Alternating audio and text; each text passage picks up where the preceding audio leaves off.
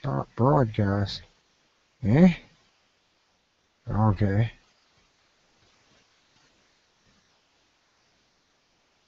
Sunday afternoon. That's what it is. Try to see my cat here in a minute. She's coming back across screen. There she comes. See her tail. There she goes. She's on loves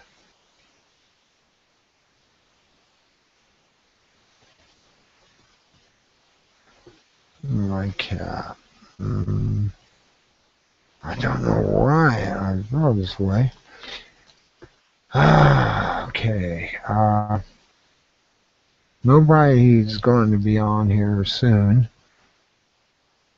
so I might as well do the news again.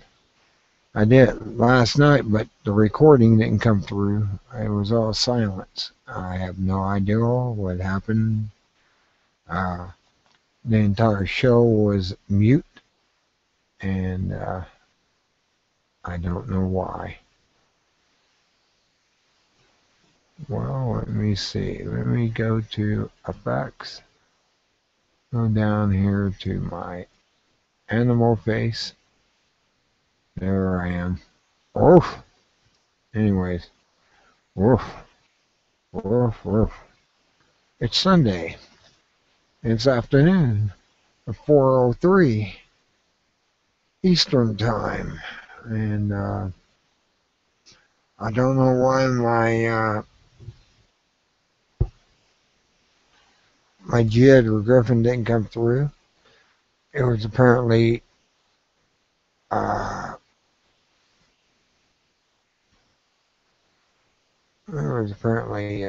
screened. The entire show was screened. None of you guys were volumed last night. Mm.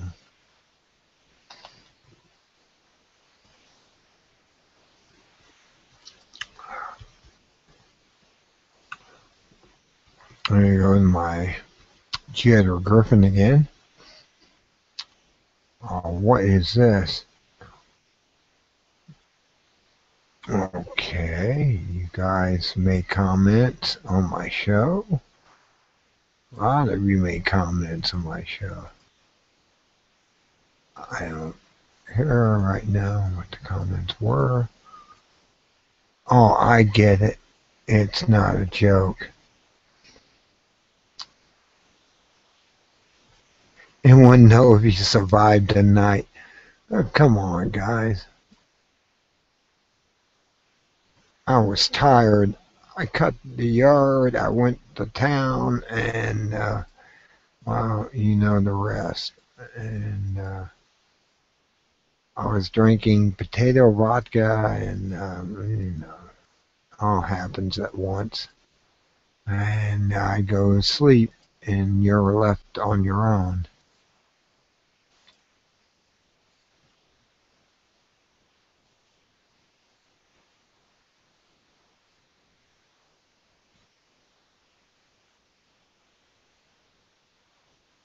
Oh man, Jedder Griffin, I finally found him after deleting 100 comments.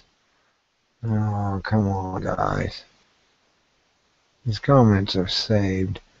You know that when I went to play it back, there was no volume on there, so YouTube devolumed it. No, whatever you said was safe, and nothing happened. Okay, let me get these off there. Gander Griffin, the unfiltered news. I'm going to do it again because for some reason I'm not getting volume on that. So I'm going to read the headlines that you may have missed again for Sunday now. Oh, fuck you. There was Norton trying to tell me to give him the okay to collect my passwords. Okay, here it is. The pharmaceutical industry spent $65.4 million on lobbying in the first quarter of 2014, a 24% increase over what was spent in the first quarter of 2013. Natural News. The U.S. Department of Agriculture is soliciting company for a government contract to supply submachine guns with 30-round clips. We're not allowed to have more than 10, but they're allowed to have 30. The USDA has moved very far away from the original purpose of aiding farmers, like the Bundys and stuff. May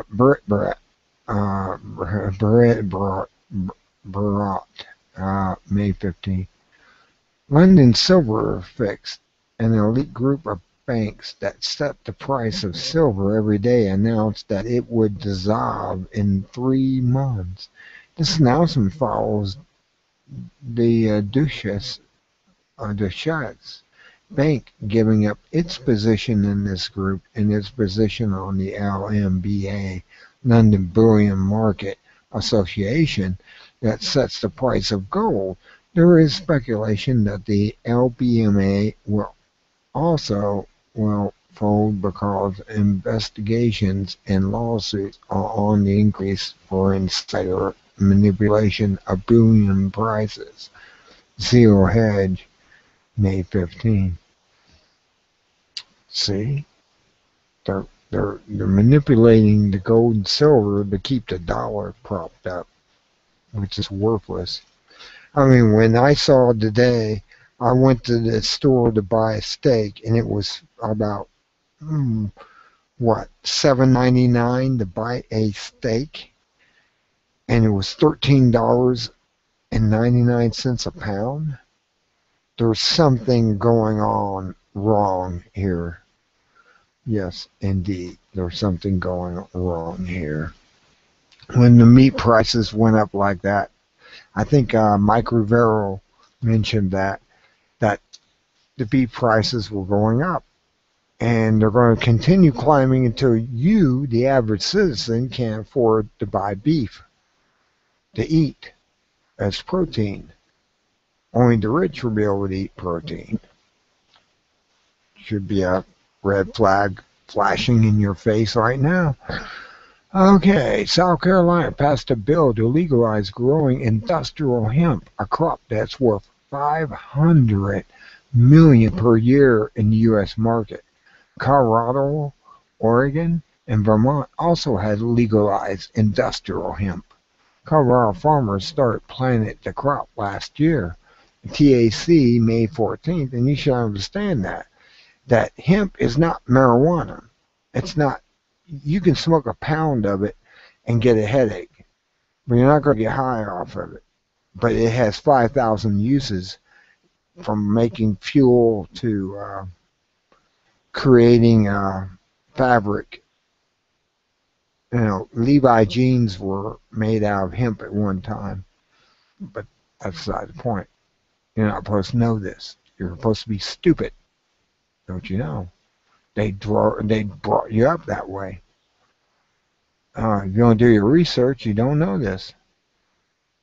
Video. Ukraine has cut the water supply to North Korean Canal after Korea joined Russia. This has caused severe water shortage in Crimea, affecting humans, livestock, and food production. Russia Today, May 14th. They're just trying to make World War III happen. It gives me job security, though, but that's not the point. Star. Mainstream media is giving maximum exposure to dire global warming predictions about the collapse of the Arctic ice sheet. At one time, these same journalists warned that the Arctic would be ice-free by 2013. You'd never see snowfall again. The truth is that the Arctic grew by a mammoth 553,000 square miles from August 2012 to August 2013 last year. Climate scientists were forced to admit that there has been zero global warming in the last 17 years. Zero. Why? We're going into a mini ice age for the next 20 years. Don't you know? The sun's maximum on the 24th cycle was minimum. That means without the maximum, we have more snowfall, more cooler temperatures, more everything. And these people would tell you that you breathing and farting has something to do with it. They're idiots, at least, and con artists at the most. Okay? Minnesota, a bill was passed to ban police from obtaining cell phone tracking information without a warrant. The law also will protect people from warrantless data gathering by the state government and will stop data sharing up the chain to federal authorities. TAC, May 14. Fulton, New York. Retired engineer Tom Tryneski built a website that digitalized 22 million historic newspaper pages from microfilm, beating out the Library of Congress that have managed to log only 5 million pages at the cost to the taxpayers of 22 million. He did this for almost free, and it cost you $22 million to have these newspaper articles classified and put up on Library of Congress. Tryneski provided his services for free, and it gets 6 million views per month, double the number of views for a Library of Congress website. The obvious lesson here is that almost everyone can be done by privatized citizens cheaper, better than by the government bureaucrats who spend billions of dollars of your tax money saying they need this money. No, they don't. They don't need anything. They just need to give you the money back to you. Fucking pirates. And that's what they are. They're pirates. U.S. new documents show that the IRS targeting of conservative Tea Party groups was directed from its Washington headquarters, although IRS officials blame it on a rogue office in Cincinnati. Truth Revolt, May 14th. No, it's the IRS. The IRS are criminals, and they should be prosecuted as such. They don't know it yet, but there will be prosecution of them. Okay. Last year, U.S. immigration officials released over 36,000 illegal aliens with serious criminal convictions. They were not deported but put back into the American neighborhoods. These criminals committed 193 murders, 1,076 aggravated assaults, 426 sexual assaults, and 303 kidnappings, and over 16,000 cases of impaired driving due to alcohol or drugs. This was not a blunder. It is federal policy, don't you know? Judicial Watch, May 13th of this month. You're not paying attention if you don't understand what's going on. Criminals are good. American law-abiding citizens is bad. Don't you know? Video, Venezuela. Price controls have resulted in severe food shortages, mob raids, and bakeries, a thriving black market, and smuggling of government-subsidized items in neighboring Colombia, where they can be sold at substantial profit. Now that price controls have failed to improve the economy, the government is calling on the people to reduce consumption. These are the predictable consequences of collectivism, which we're under. Collectivism. The few rule the most, and it shouldn't be the few. We should be running them. We are slaves. They are the slaves if they want to play that game in Washington District of Criminals. They are the slaves. They do as we tell them to do and not the other way around. Sorry, you don't understand that, do you, District of Criminals? Anyways, Israel.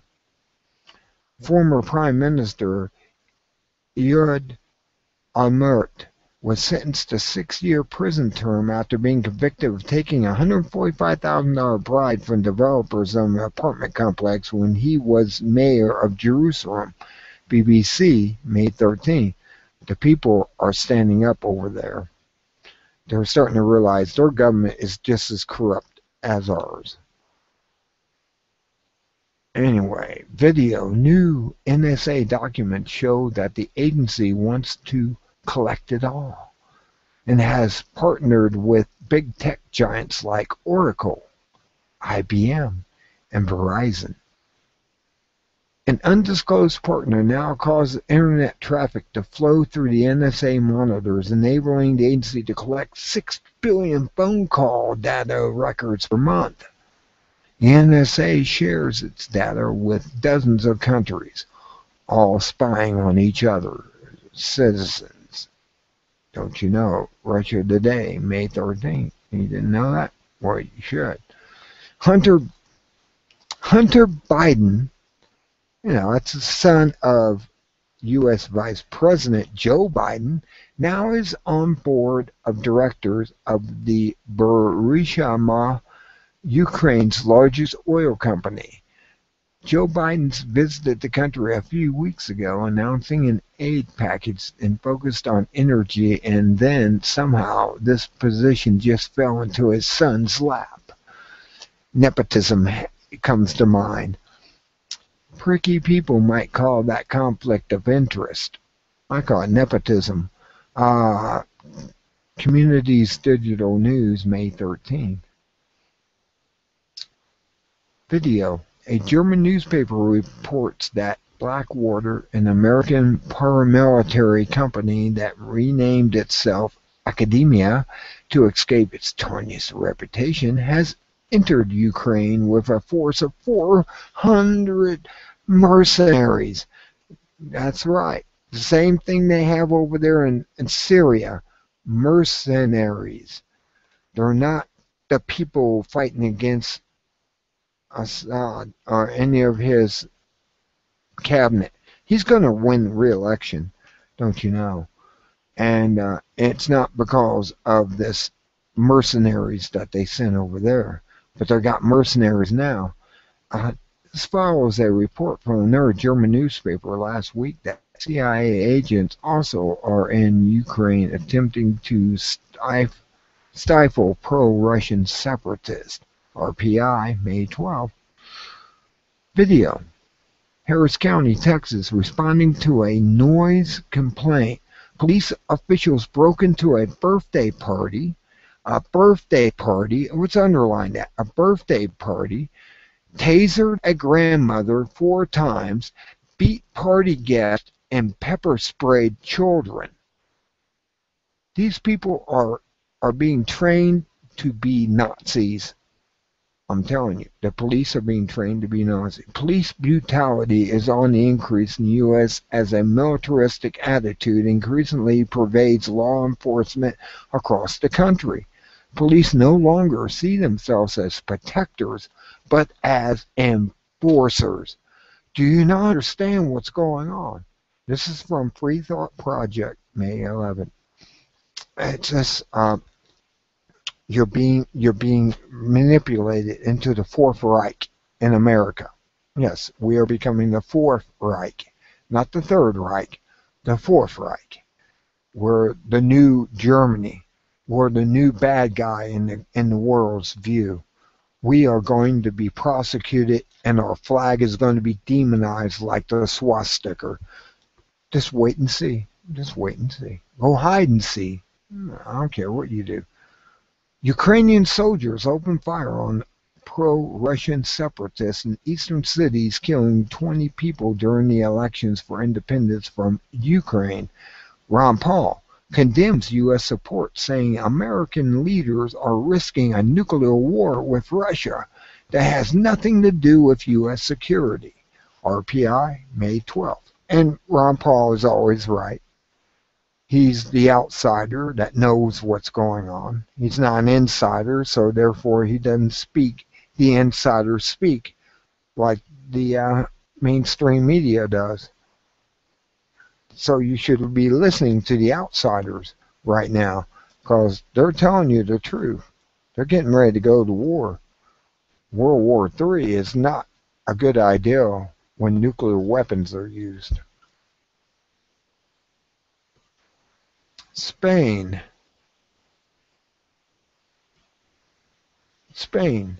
Video. The government has renegade on its promise to pay subsidies to investors who built solar energy plants. This highlights the undenying reality that solar energy is not sufficiently effective or efficient to pay its own bill. It must be subsidized by taxpayers, don't you know? You got to pay for it. AFP, May 12th. And that's the same thing they're trying to do here. Anything that Obama comes to Obamacare, it's an abomination care. I'm sorry. I have to say it.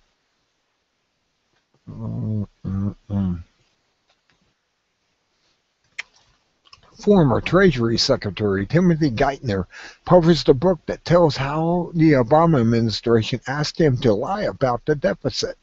They wanted him to say that Social Security did not add to the deficit, when in fact the program is one of the biggest components of deficit spending. Fox News, May 12th, and it is.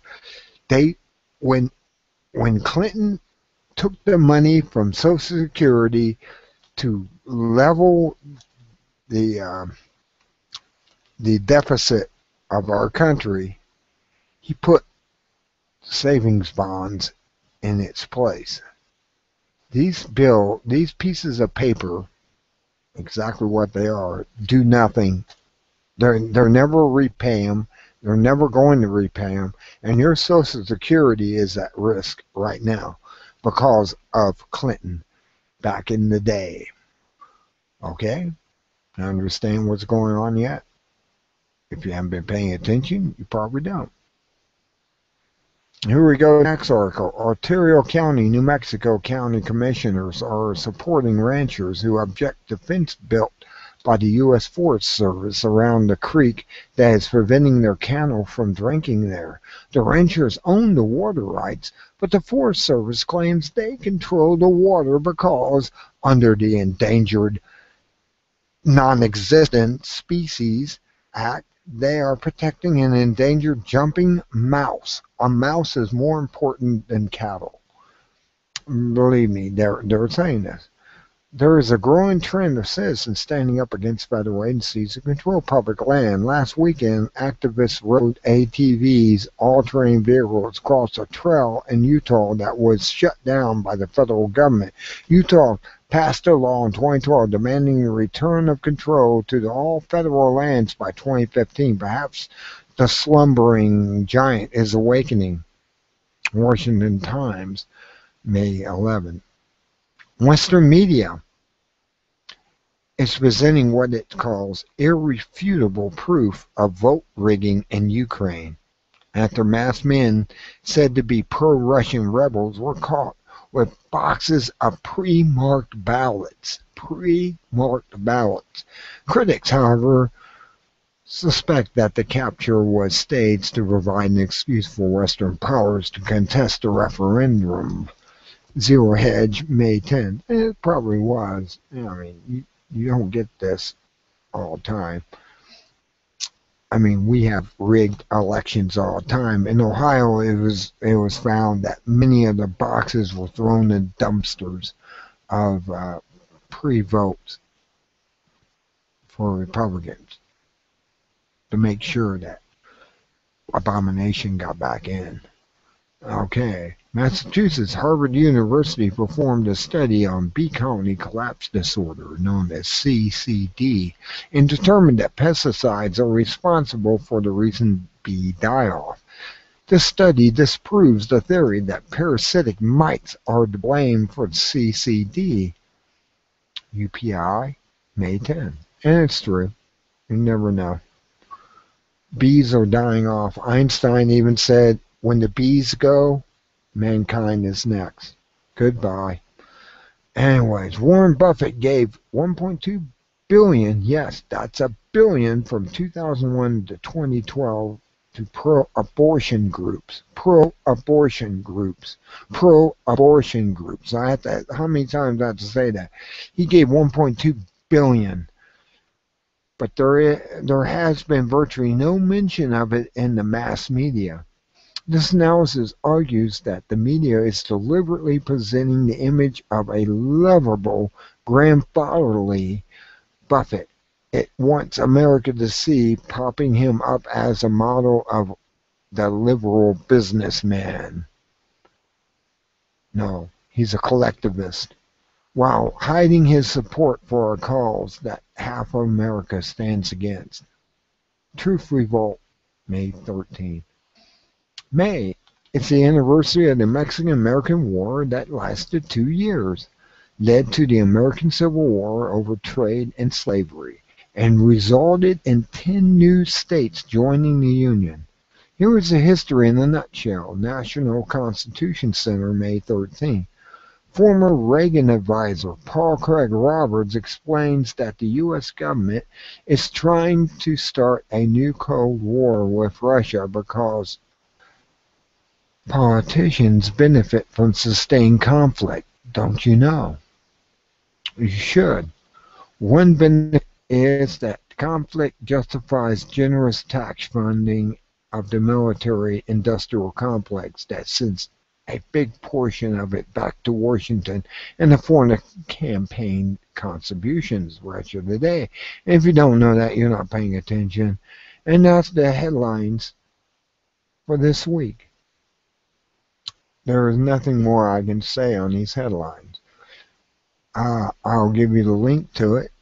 It's www.realityzone.com, realityzone.com/current period .html, CURENTPERIOD.html, and you'll get right to this page.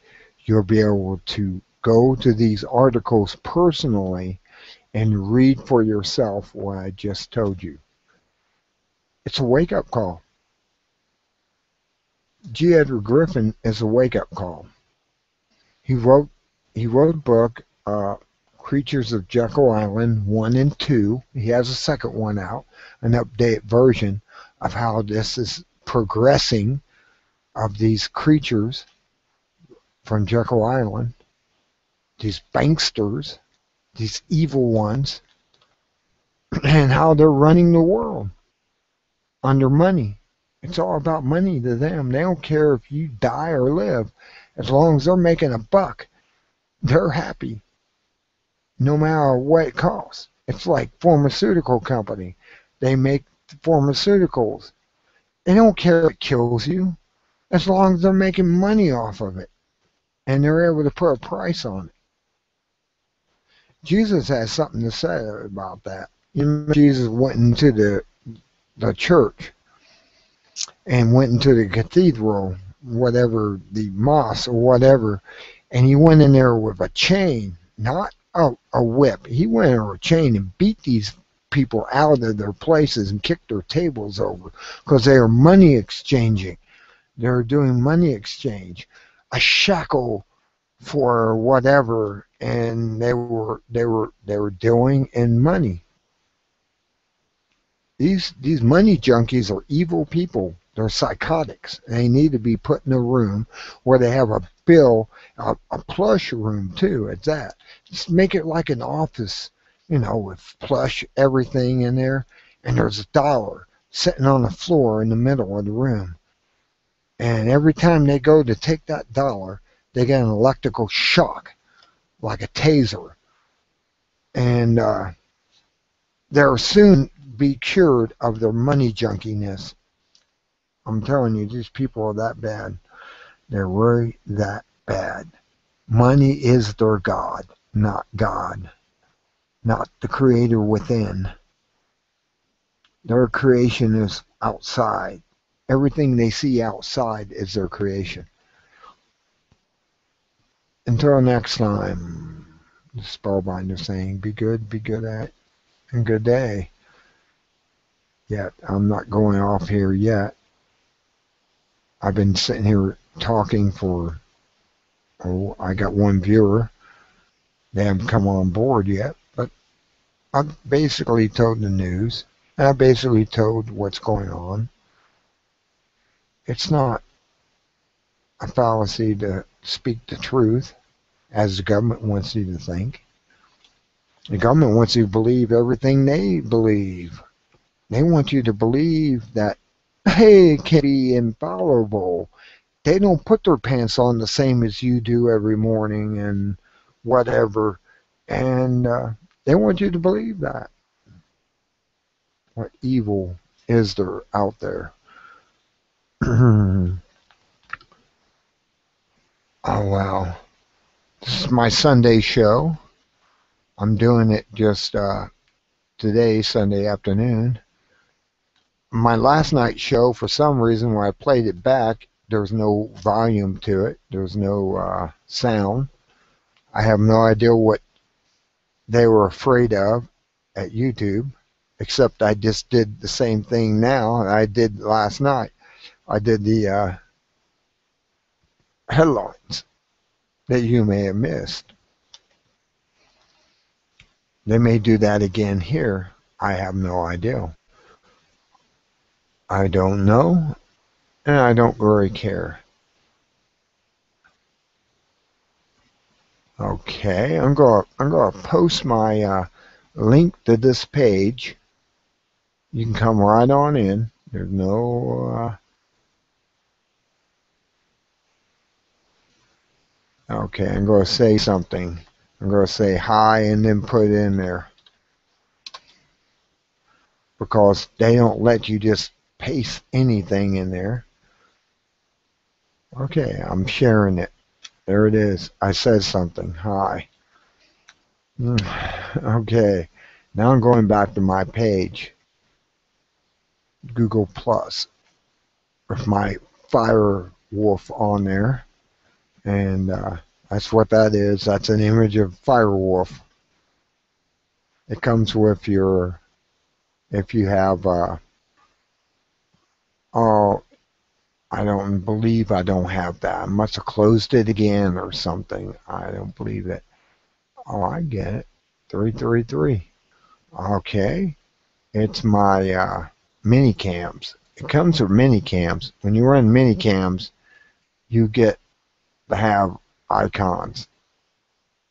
And I just placed that back up there. I got 3 flash cookies. I'm getting rid of them. Going back to my page. Okay. Alright, you just heard the news you may have missed. It's awesome what you may have missed.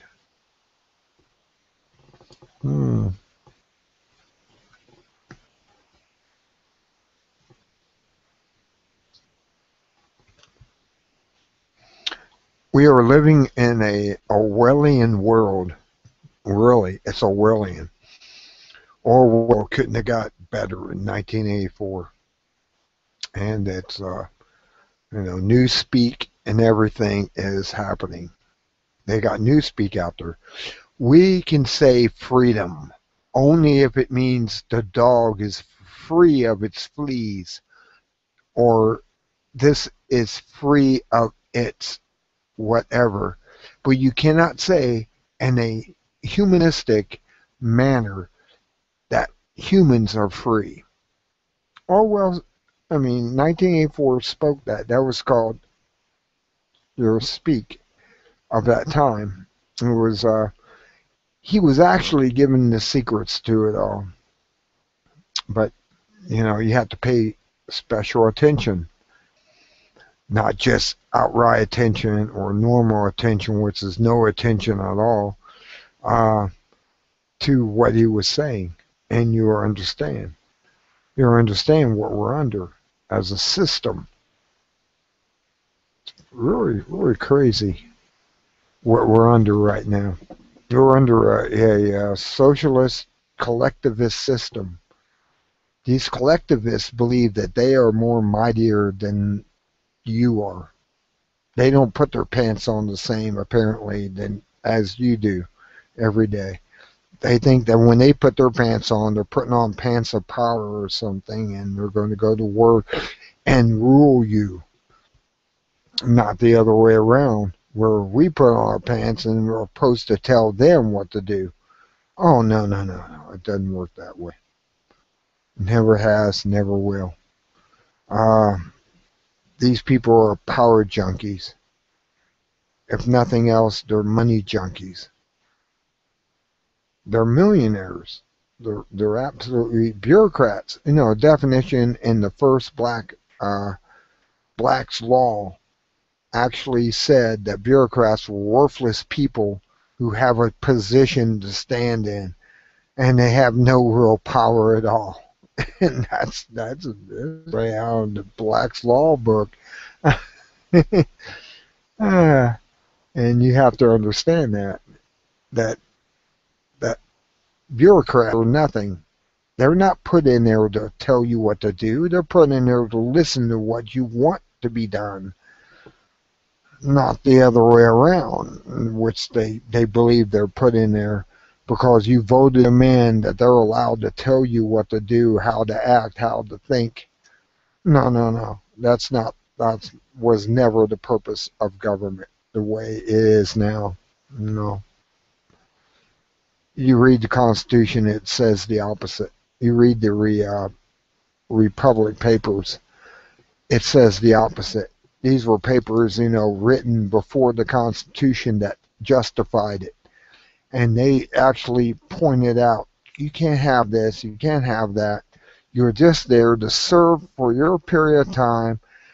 You have your own business, go home to your business without making any money in the process to that business while you're in government.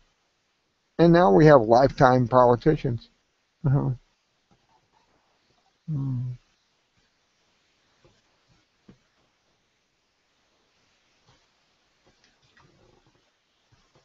Why do we have lifetime politicians? I have no idea. They should have been booted out many years ago, but people keep voting them back in. Example, Pelosi. She's worthless. She's an evil, evil wench. And she should be taken out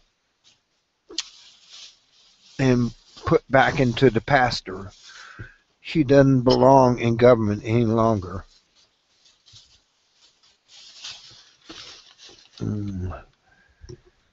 Pelosi is a crazy bitch. She's crazy. Crazy lunatic. I mean, when you said we have to pass this bill so we can find out what's in it, that's when the white coats came out and collected her up and took her into a institution.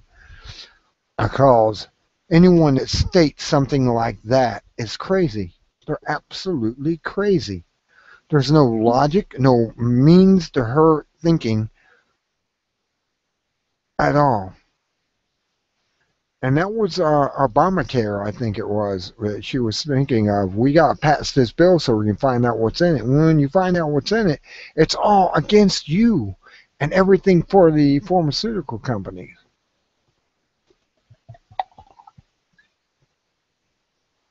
Hmm?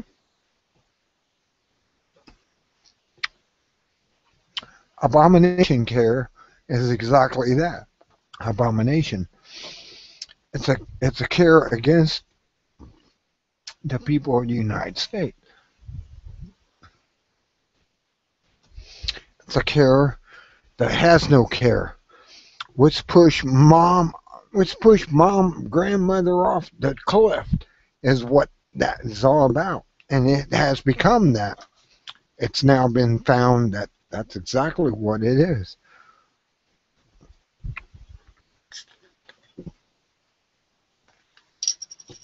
The abomination care.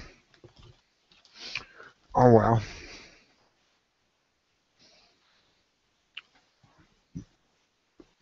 I don't know how long I've been on here.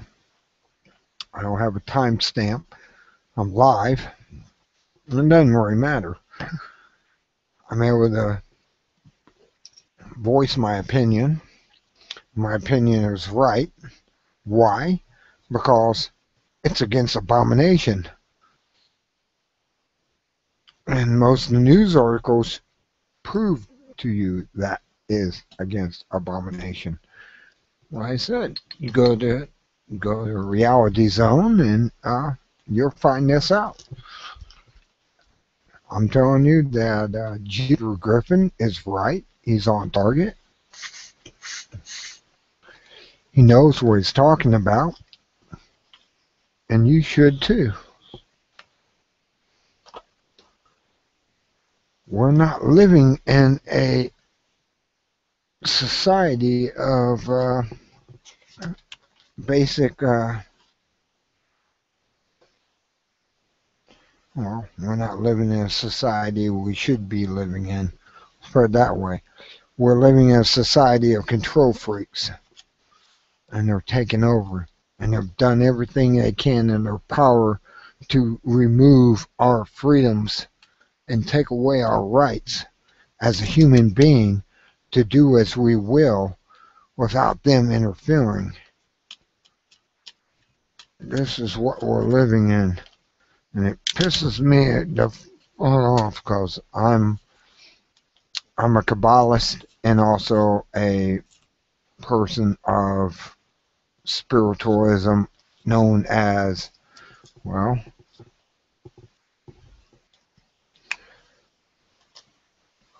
I'm a spiritualist known as the ones that they hated the most, and that was the logical ones, known as Gnostic. And I'm a Gnostic. I'm sorry. Is that a bad word? Gnosticism? Gnostics, if you want to pronounce it with the G? No. Gnostic is believing that God is within us, not outside there somewhere. There's nobody up in the clouds that you have to worship or anything. He's within you. And that's the truth. I want to tell the truth, and I just told it. There it is. Gnosticism is God within, not God without. And God within means that He knows everything you do and say and everything. Why do you think He knows when judgment comes how to judge you if He's not within you? He's not part of you as a higher self. We're all higher selves. We have this lower self that we act as a character. All the world is a stage, as Shakespeare said. And it's really true.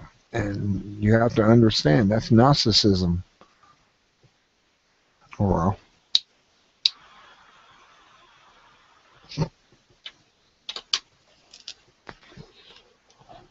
All the world's a stage.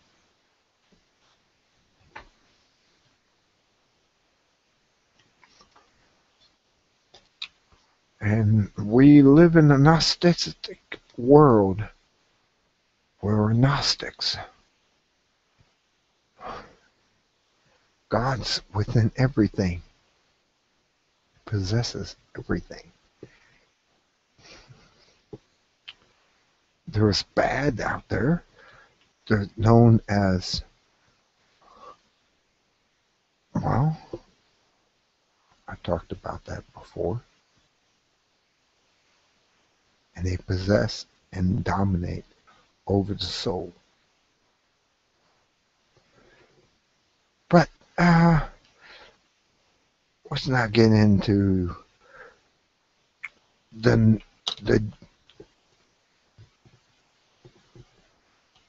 I don't want to say their name. The jinn. Jinns possess people, and they do horrible things to them. They make their lives happy and proud for themselves, but they're eaten up within. And God has no power because we're given freedom of choice.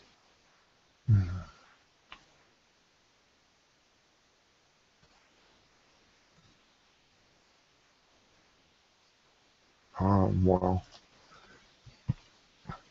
so be it be. We are controlled by God. Often, if you're a good-natured person with good intentions and good everything, but yet we are also being always picked on by the jinn.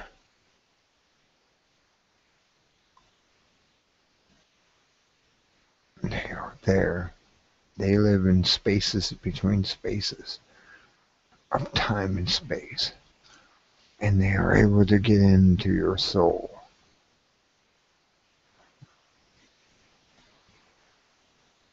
Mm.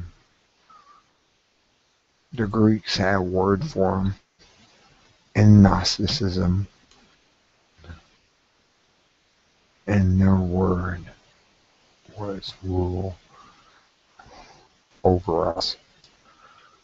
Yet there is our free spirit, our free natural spirit. We go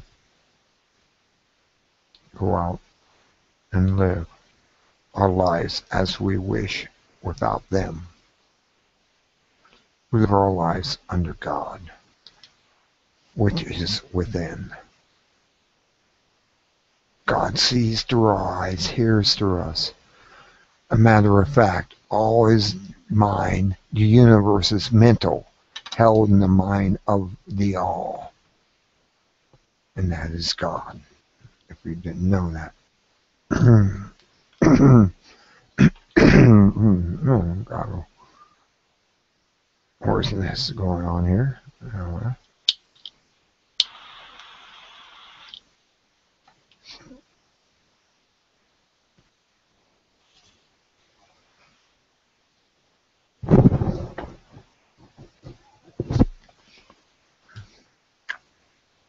The all is mind.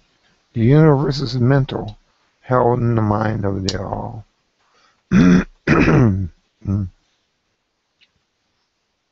Remember that. That's a good phrase to remember.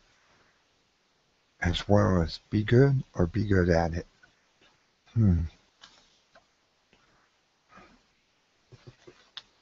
well. What can I say? I've been sitting here for hours now. I'm about ready to end this transmission since no one showed up to talk to me and have a conversation on narcissism or anything you want to talk about.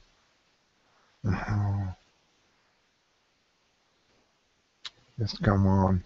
All you have to do is go to my page on Google Plus, and I have a link in the comments. Say something, and you can click right on in.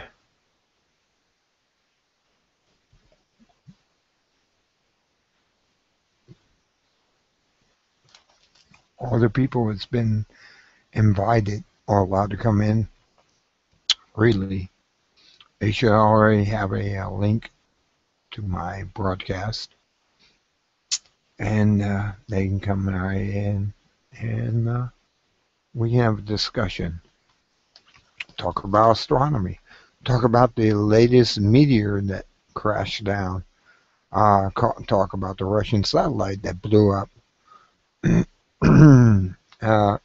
They launched over there in Russia, and it came down several places. I mean, talk about anything. I know it's a Sunday afternoon, and nobody's really talking anything. Well, if you don't say anything soon, I'm just going to end the transmission as of now, maybe, and go and do other things. Watch Roku and watch documentaries. I'm a documentarist. I love documentaries.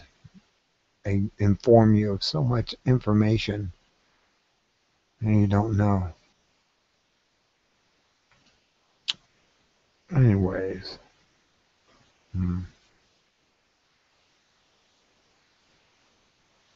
silence, silence.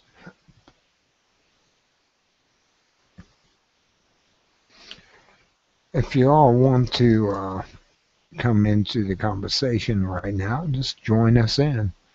Join in to the conversation.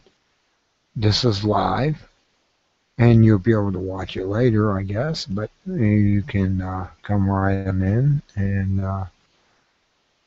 and be part of the conversation. I mean, we can talk about anything. What do you want to talk about? Cars? Space? Reality? Government? It doesn't matter to me. We'll talk all that. Religion? We'll talk all that. Now, let me clear my throat here. I see I got 2 viewers and no one's talking. No one's joining the conversation. Let me find out why. Maybe I need to send them a personal invite. I don't know. Let's see. Well, on my Google page, it says start. I've already started it and I'm on air. There is a link to this page. I'm not sure where else to put a link. I got 2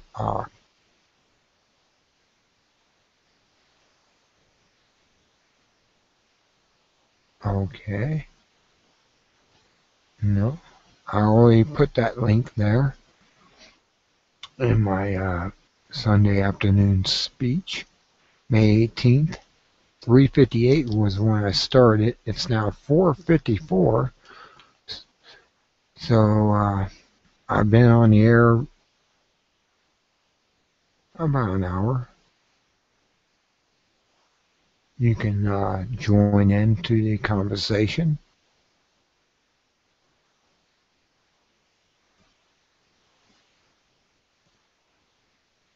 And I also put it on my page on Spellbinder under events. I'm here, Hangouts, and I'm there too on Hangouts. I'm live. It doesn't show me live. It just asks me to start a Hangout.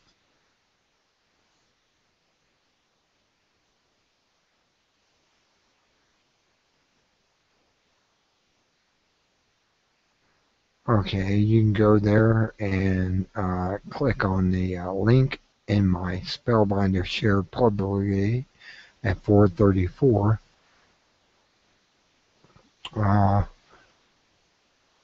going through and I'm checking out my links. Join right in. Say something. Speak to me. Oh, Brain. There she is. Hello. Oh, Hello. hello.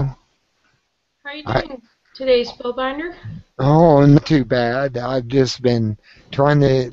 I did the news and everything, and I'm waiting for people to comment or whatever.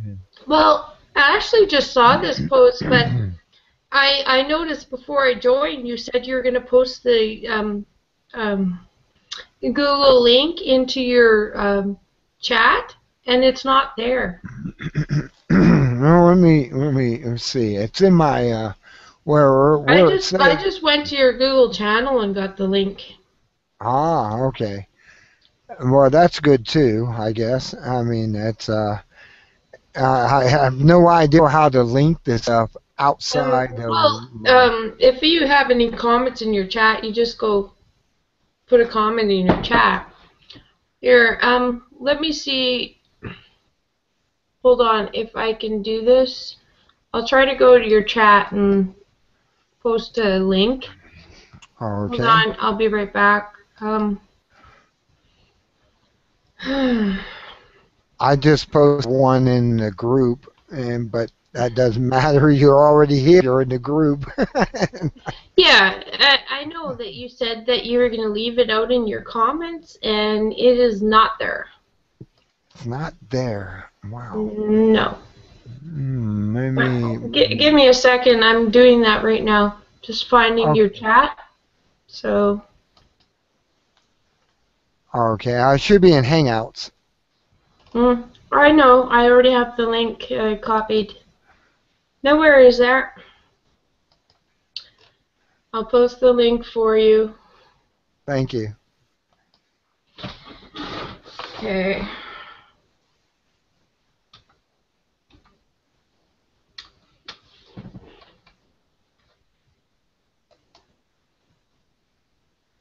Yeah, it's a long weekend up here in Canada, so that's all right. Yeah, I figure I'd find There, I just somebody on posted the Sunday. link in your comment chat. Okay. Would you like me to post it up on my Google Plus or anything? Go ahead. It doesn't matter to me. I mean, the more the merrier. Okay, but if I post it up on my Google chat, we may get all sorts of different people in here. Oh, that's okay. You never know. I have quite a wide variety of people in my circles. I have Okay, I'm gonna also 193 say of that it's your them. hangout. Yeah, I have 193 in my circle. It's Oh just yeah. like, and none of them showed up. They must be doing other things right now. Well, in Canada here, it happens to be the long weekend. Hmm. So I did my shit yesterday and Friday, and now I'm just resting right now. But Yeah, I did a show last night, but I went there and there was no volume. Apparently, I was talking and everyone was talking to me, and it was live, but there was no volume when I played it over again. So I went through the same thing I did last night. I did my headline speak and everything, and some reason the volume didn't work or the sound. yeah, I get you. Yeah, for some reason or I was talking something important and they didn't want people to know about it. So I did better today, and this is live now. Hopefully it will be volume or at least sound on it today.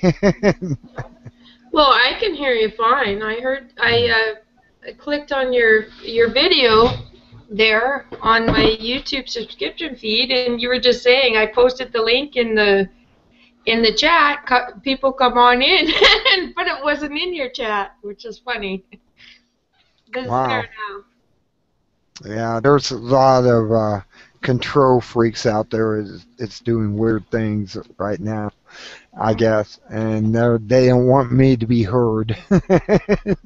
Well, what's weird though about that is you have to type a couple of words first and then post the link, or it won't post. Like I just posted yo and then your link. Yes, and you had to do that. Otherwise, it won't post.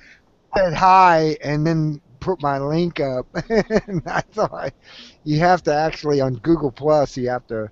Well, it posted for me, so Okay, that's cool. I did it both on Google Plus and on your Hangout, like the chat. Hmm. That's actually on your YouTube channel. So, Oh, that's cool. Okay. how you been doing? Oh, I'm doing pretty good. I'm still working, and this is my weekend off. I cut the grass yesterday, so I didn't have to worry about today. And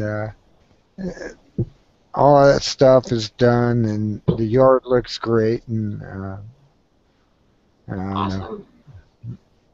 It, Our snow literally just melted here, so my grass is just starting to get green. wow. So I'm not cutting it till it's ready, but I cut it last fall, but I want it to green up first so it's healthy so I don't kill it, and then I'll Hmm. mow it. Yeah. It's been growing here like weeds. I mean, grass has been growing like weeds. Mm. I cut it, it was pretty thick down here in Ohio. So I'm in Ohio, so I'm south of you, and Yeah. and you guys are still having winter, aren't you? Up there, snow. Finally we have no snow, so no. Yeah, I may have mentioned that thing. Al Gore's hiding. He's making a hide right now because he's been trying to push this global warming, and I see us going into a mini ice age. I really do. Yeah. Here, I I'm gonna mean, post this like one more time. Hold okay. on. Oops. Gotta go get it. Got a few things open at the same time. Oh shit, I can't paste. Damn it. I got 3 viewers on here right now. Only you're talking, you know. Oh, there was a Boltar. Oh Bob. yeah. Hey Bob. Balbatar, are you here? Hey, Brian. I was Hey. gonna post this link up on your thing, but then it wouldn't paste. It just kept telling me bookmark. I got the link from the comment section. Oh good. Awesome. I just Yeah. posted it out there because it wasn't posted. Yeah, you never supposed to link Spellbinder. I Salvatore, did. I posted this link on my Google Plus. Would you like to post it on yours too? Yeah, sure, no problem. Thanks. I'll go do that. Yeah, let's bring some people in. Let's talk. Sunday afternoon. Hello? Yeah, seeing as it's afternoon, Spellbinder might not get drunk this time and pass out. Yeah. You do that a lot, eh, Spellbinder? Yeah, I did that last night. Apparently, I had comments going, "Where'd he go? He passed out again, didn't he?" I was on I for love to nine. dance. I was on for 9 hours for some reason last night. I Hello? should fall asleep. I love to dance. Mm. How are you guys? Good. Oh. Not too bad. That's good. I'm glad someone's on. Yeah. I just- private my Friday night hangout, which sucks. It was actually boring, but it was entertaining. It was 5 hours long, but it picked up. I had to private because Jimmy Wrestler didn't know it was wrong to post penis pics. I was gonna. I was. Yeah, because, I you was know, good. that's... And he did twice. Not wrong. Like, I really don't give a shit. I was gonna join, but I just got too tired 'cause I just came home from, that wrestling event, so I was just too tired to come after Oh that. god, it went up and down. There's drama in this circle, drama in that circle. It was all over the map. It did. was funny. It did Drama. sound. It did sound kind of boring. No offense, Brian. Yeah, it was for a while there, but then it picked up and it was Yeah. hilarious. Like, I started fairly early in the day, Balbator, before people were like online. Do you know what I Right. mean? Yeah, Mhm. where? You did. And by the time I ended it, I'd already been on for 5 hours. It was only 9 o'clock in the evening when I ended it, or maybe 10 p.m. It was still early, Right. but I'd already been on from five hours. But I started it early in the afternoon. Right, I You see. were in Von Helton territory with your hangout.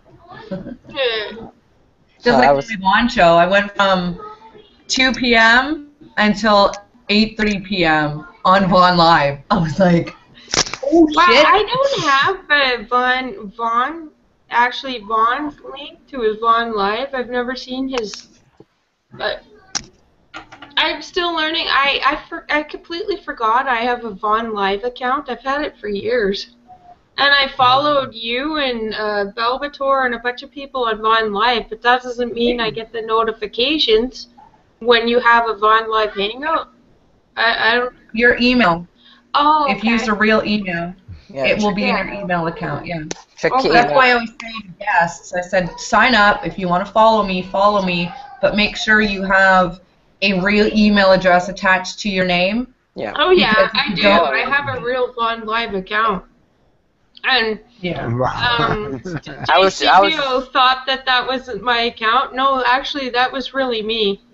I just forgot that I had it, and then I uploaded my pics in it afterwards during his hangout. Actually, Oh, it man. actually was me. I was watching Foxman Sean a few minutes ago on Von Live, and he's getting pizzas brought to his house. He's getting trolls calling him all this shit. Who is? He's an idiot. Who He is wonders Belbator? why. This 'cause guy he's- called Foxman Sean.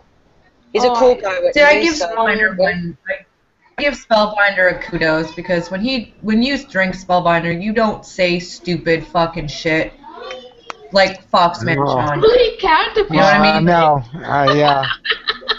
I actually just did before you got on here.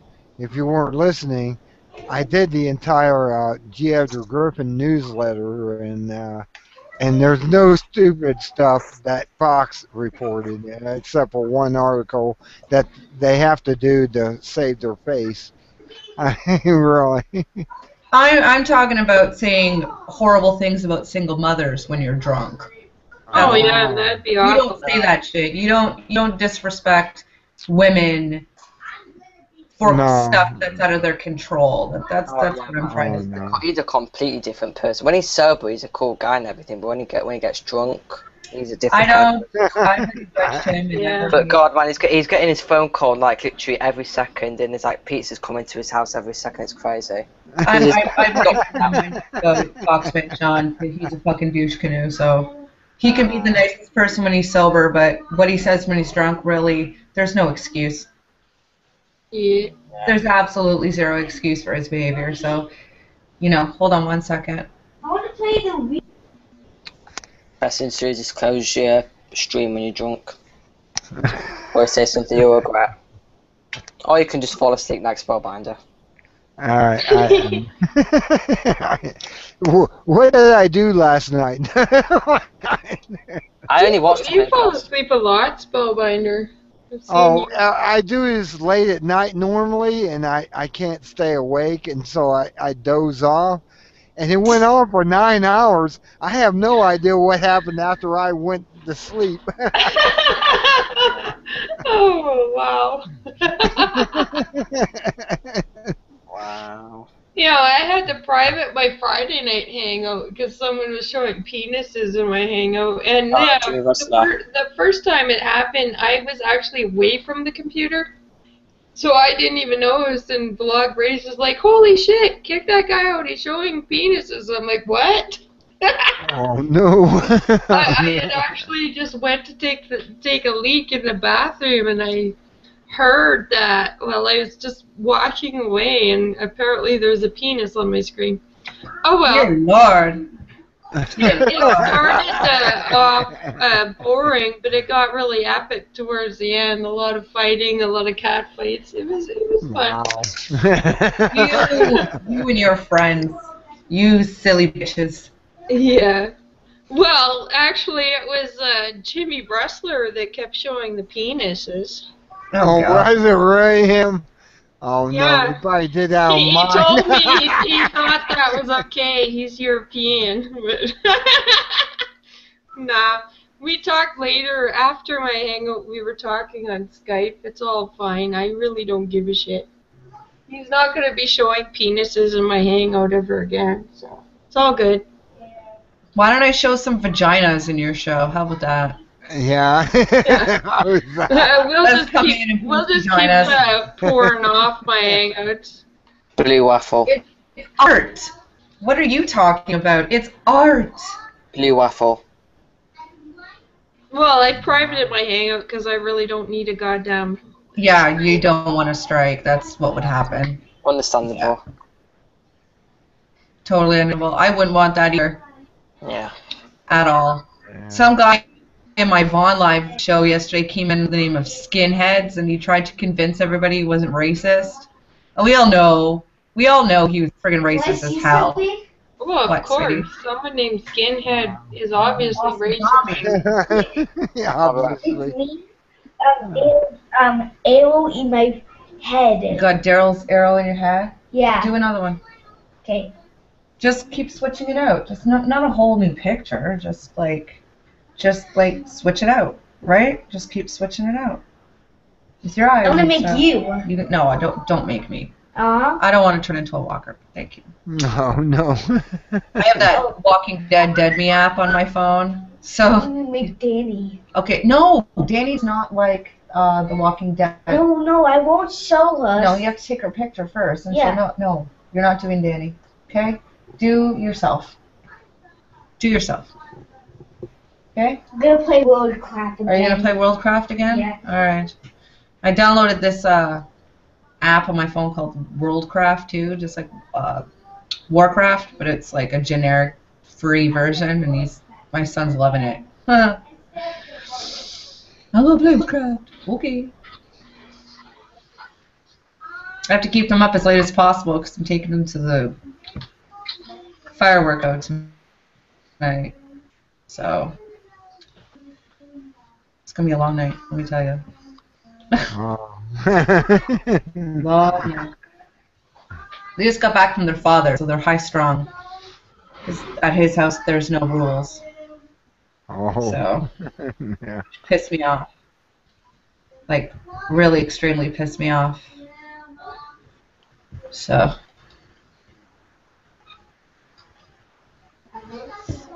Pissing me off.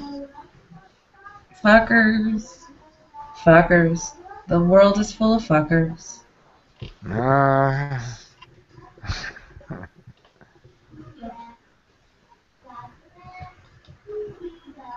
Fuck off. Not you. Some person.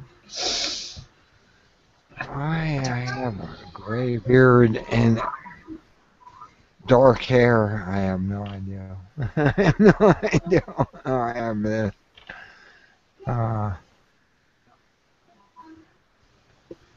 Brian, where'd you go? Well, I'm still here. Oh, okay. Just checking my comments on the... Like, God, it took me forever to go through my 5-hour hangout and find the James Hess Meg Oblivion fight. Oh, right. That was a fight? More of a... I can't tell. There was Oh, lots that's a of fight? good parts in that hangout. It's disappointing that I had to private it because of some penis pics. I did put it on Yes, 18 Danny. plus, but that sucks. I Hold on, don't I'll be know. right back. Hold on. Even if I put it on 18 plus, I don't know. People might still be able to flank me. So Oh no, you don't want that. You don't want that. You don't want to be flagged. But those were some pretty epic penises. Thank you, Jimmy Wrestler. And then me and Jimmy Wrestler got on Skype later, and he's under the understanding. God, If he he's wants a- to show me penises, he could do it on Skype, just not in my Hangouts. That's it. That's exactly. Or non-hangouts, you know what I mean? I You think know, it you was got the showing off me air. Von Houten's supposed penis, but I'm not sure if it Oh, was. I don't know. no. I don't want to hear about that. Thanks.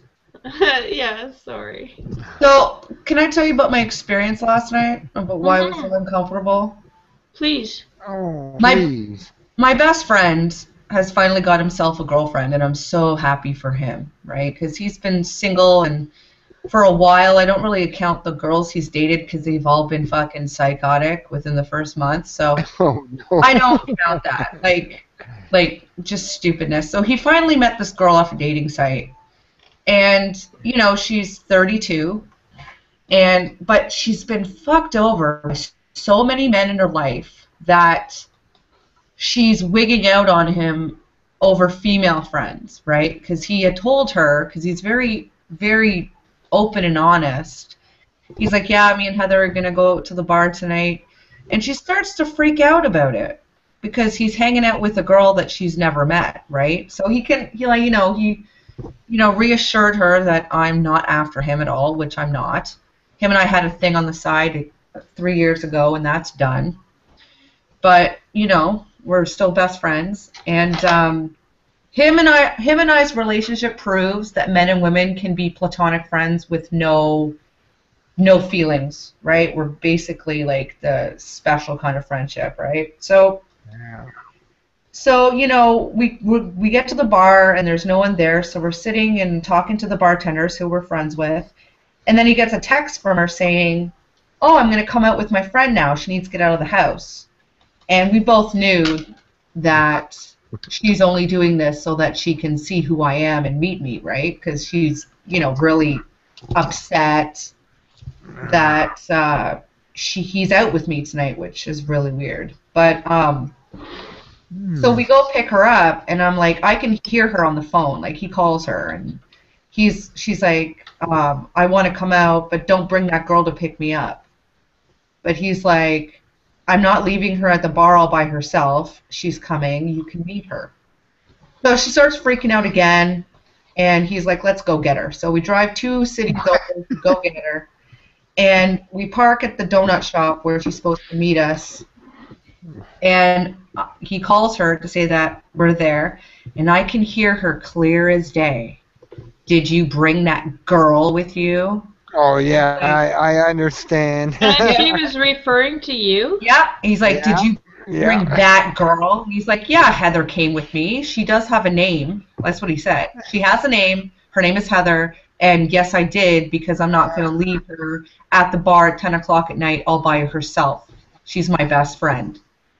Would you expect me to leave her there? She's like, yeah, you could have. And I was like, Oh my This God. bitch. What a This sounds like my friend Mike, who's telling me all about crucified me this. before she's even not met me, right? She's crucified me as this horrible person that's after her boyfriend.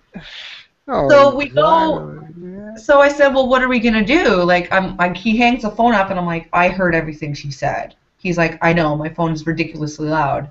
So he knew that I was uncomfortable already. Oh. So then she calls him back saying, come upstairs, we're not ready yet, but don't bring the girl. And I was like, I'm in a strange city. fuck? I'm in a strange city at 11 o'clock at night, and she wants me to stay outside in the car by myself, dressed up in the bar. I'm just asking to get raped, right? Just like, Oh God, she's a person I would punch right in the fucking Yeah, it was face. like, a drama queen. I'm not even kidding. I would punch her right in the fucking face. And I said, bitch, you need to go. it gets better. It gets better. Oh no. So I go in. We get out of the car and we walk to her building, and she meets up with us, and Jake starts to make out with her because he wants to prove to her that there's no issues, right? I knew what he was doing. So we get into the elevator, and she looks at me and she says, my friend will probably be quiet to you because she doesn't get along with women. And Oh, well, she's the worst kind of girlfriend to have for your. yeah, and it was like, this is so uncomfortable. Piece of And shit. I Those was like, type okay, of fine. women make men's lives miserable. Honest to God, they're the controlling type. They're the ones that don't allow them to go hang out with their friends. Yep. Those are the women you avoid like the plague. Tell Yeah. your friend Jake I said that too, because I know from experience and truth. No. So we get into the apartment, and her friend is all nice to me. She's like, hi, my name's Jen, how are you doing? Right? Completely opposite from what his girlfriend said she was going to be. And I was like, oh, I'm good, thanks for asking. It's like, my YouTube video, I was like, I'm good, thanks for asking. But, so her and I she's doing her makeup, and her and I are talking because she uses the same makeup as I do. We're getting along, and I'm looking over at his girlfriend, and she's going red because it looks like she can't stand that I'm getting along with her friend. Because she's already crucified me, and she's probably talked shit about me to her female friend, but we're getting along fine. Everything's hunky-dory, and we get to the bar, and I have a couple drinks in me, and I go over to his girlfriend, and I looked at her, and I'm like, look, I said, I can totally understand how you were, rude to me in the beginning because, you didn't know who I was, But I'm just letting you know that I am his friend. That's all I'm going to be. I'm not interested in him. You don't have to worry about me. She's like, well, you're pretty. And I was like, thank you, but that has nothing to do with it. So I tried to reach out to her, and she still was a major bitch to me. So I was super uncomfortable for like the first, couple hours. And then I did not want to be involved with her anymore, so I just branched off to my other friends. And then the girlfriend has the audacity to say to Jason, look at her. She's not even hanging out with us. She's out with her other friend. She just used you for a ride. No, you're making me uncomfortable with my best friend. So instead of inciting a fight with you, I decided to step away. But now what I'm doing is wrong, too. I guess I can't do anything right. Wow. So I pulled Jay aside. I'm like, look, you need to be careful with this one. She has been fucked over by men too many times, and you've only been with her for a week, and she's already dictating to you who you can hang out with and giving you attitude if it's a female. Just be careful. Exactly. Just be careful. I don't see them lasting. I just don't see it lasting. I agree with you. It sucks. It just sucks because, she's a really pretty girl, and if she didn't have this stank attitude, I think her and I could get along. But she has I completely attitude. Understand, because my brother Al has been seeing this person on this kind of, sort of, but not really. They're not in a relationship. He brought her out to meet me, and she wanted to leave right away. I'm his goddamn sister. She's that uncomfortable with other women that she couldn't even meet a sister. So Al asked me, what do you think of her? I said, she's a psychotic bitch. Stay as far away from her as you can. She can't even spend time with your family, not even for a second. These women have to understand. Al tells me that I'm right. She was the worst nightmare in his life. These women have to understand that we came for them. Yeah, and we will be there after them. Exactly. And they need to respect us in some sort of fashion. I have friends that are guys, and to my brother, I'm his sister, obviously, and his girlfriend was jealous as me, as a sister. Like, Jesus Christ. Some people are fucked in the head. What do you want me to do? Guess what do you think I'm going to do to my brother? It's just I can't stand these women that have this chip on their shoulder. And what? Exactly. Oh, you've already built a house? Let's see. Oh, Coolio. Oh, those are people that are worthless, and they ain't worth anyone's time. Honest to God, they ain't.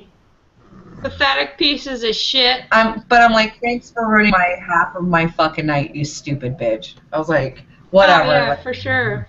You, those kind of women, her ex-husband just committed suicide in October. I wonder why. Seriously.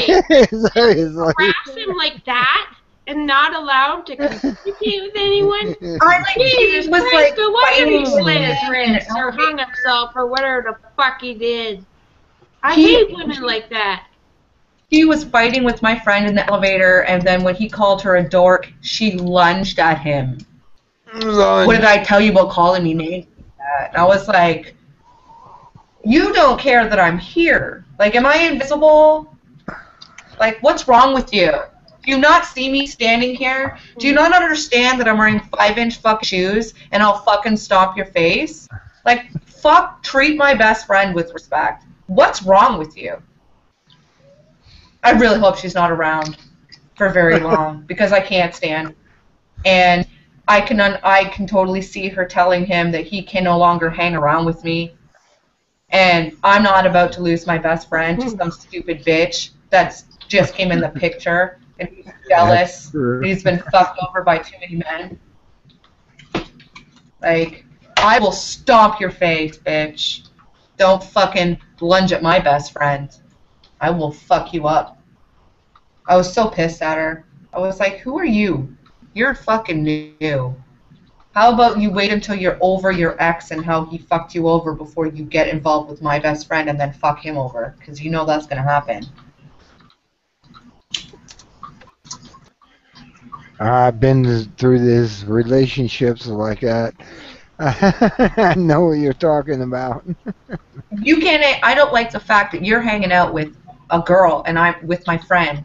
But you just have to know that when my biker friends come down and see me, they give me a kiss on the lips, and you're just gonna have to deal with it. He's like, "Pardon me? I don't think so. Your lips are my lips, and my lips are your lips. There is no kissing. Well, you're gonna have to deal with it." He's like, "Well, then you're gonna have to deal with the fact that I hang out with female friends." Oh, that's not like, really? I don't know. That was the start of my Saturday night. No. It was just ridiculous. Oh, I'm sorry that I'm when I get all done up for the bar, I'm prettier than you. I can't help that, you stupid bitch. Just take now. I've shared the stream link on my Google Plus. Sorry for the language, but women like that make me angry. Don't worry, this isn't PJ. Just say whatever you want. I'm glad I became asexual. You're glad you became an asexual? Yeah. I get this all the time from people, and they come to me as they have a problem. I'm like a marriage counselor or something. And You're I'm not asexual. You're celibate. There's completely different. Oh, that's true. If you are asexual, okay, you're asexual. You look at a female of the opposite sex and you feel nothing, right? If you see a pretty woman down the street, walking down the street, and you're like, oh my God, she's pretty, you're not asexual. An asexual person can look at another human being and think, eh.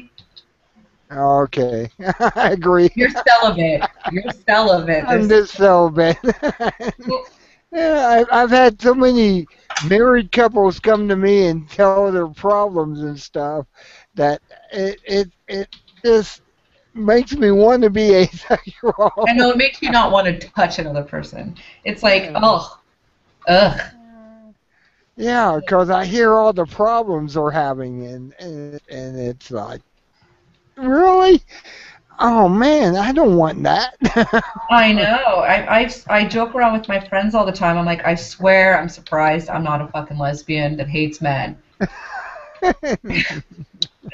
Because, you know, all the shit I've been through with guys, I swear it would turn anybody gay. You know, it's ridiculous. Yes, I Still.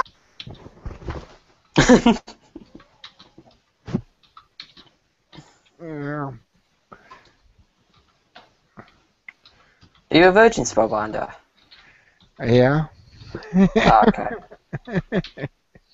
I'm a 52-year-old virgin. I admitted it. Oh no. No, you're not, man. I have never had a relationship with a woman. Well, I don't mean virgin by that. I mean, well, I'm sure you've had sex before with a woman.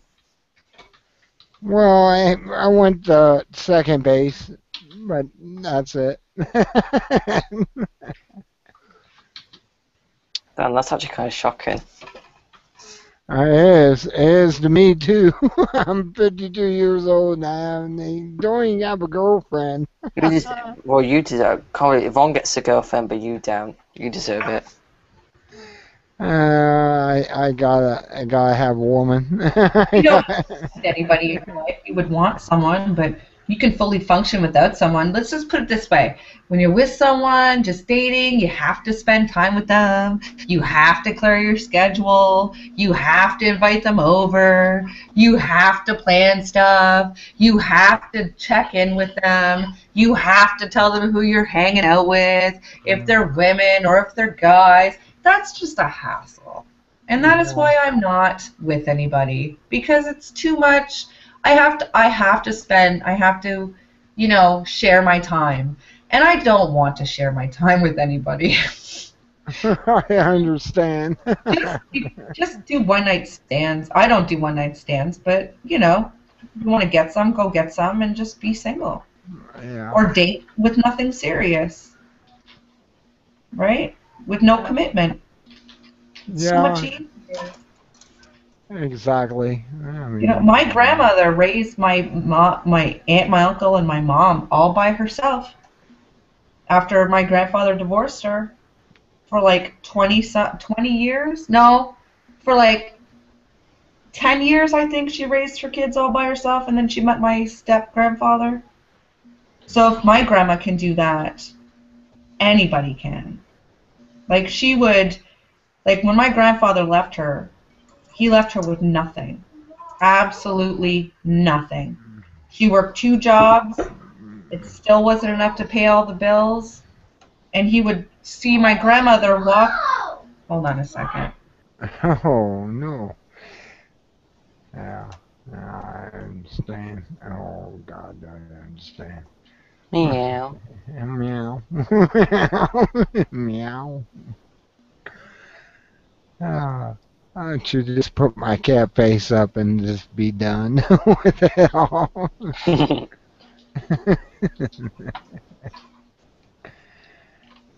uh,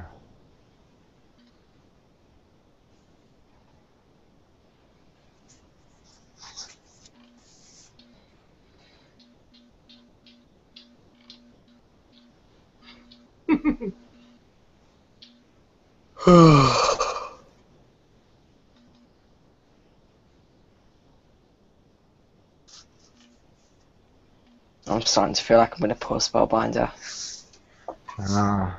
I'm just answering comments on my latest video. Hess and make Oblivion fight. Yeah, it took me a while to find that over a 5-hour fucking hangout. Jesus Christ. Because they kept rage quitting each of them, so I had to put all the clips together and wander through my whole fucking hangout to find the clips. That sucked. Well, I can tell that would be annoying. Oh, it was annoying. And no, I don't have a screen recorder, and even if I did, it'd be annoying because I had to go through a 5-hour goddamn hangout to find the clips. You don't need to. You can just download the video. well, It's 5 hours long. I don't think it would take that long to download. I downloaded No, that. I downloaded, like, even this, what is it, 13-minute clip I just downloaded of my hangout. It took 2 hours.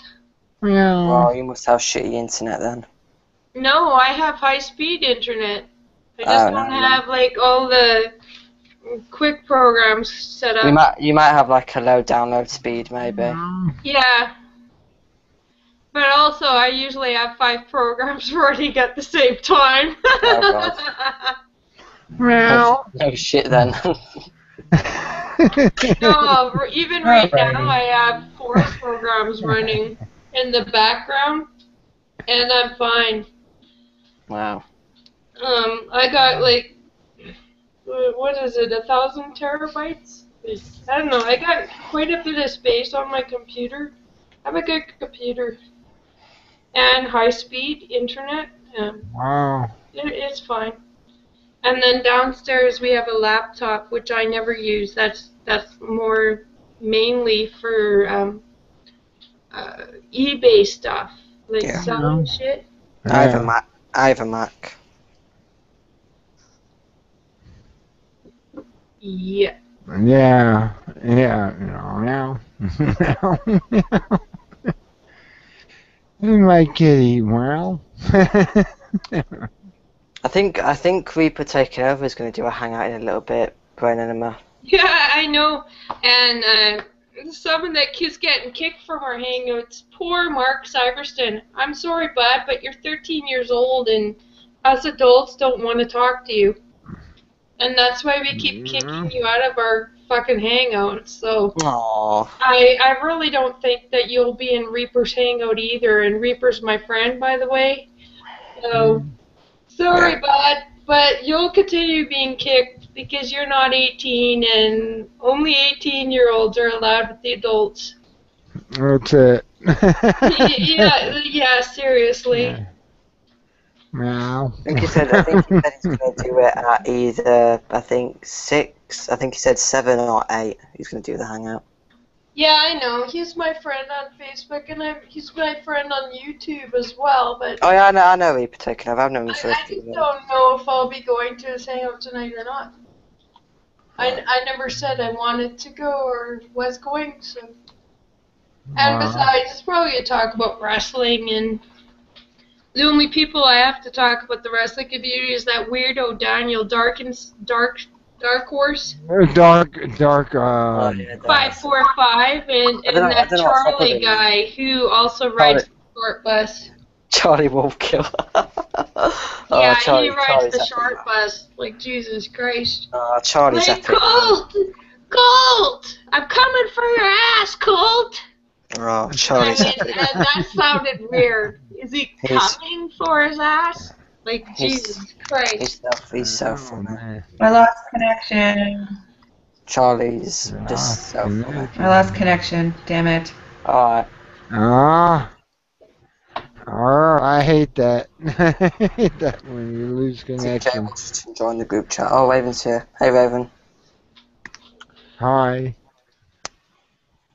Turn your Can you hear me? microphone on. Yeah, I Ah, can. there you go. Oh, he turned it off again. Oh, no.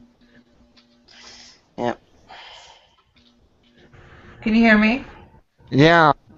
They were here. Hello. Hello. Okay, good. Okay, good. Stupid fucking internet. Took a fart. Hi, Raven. Hi. Well. Love does. I don't think we can hear you, Raven. Can hear you, Raven. Oh, okay. I can hear,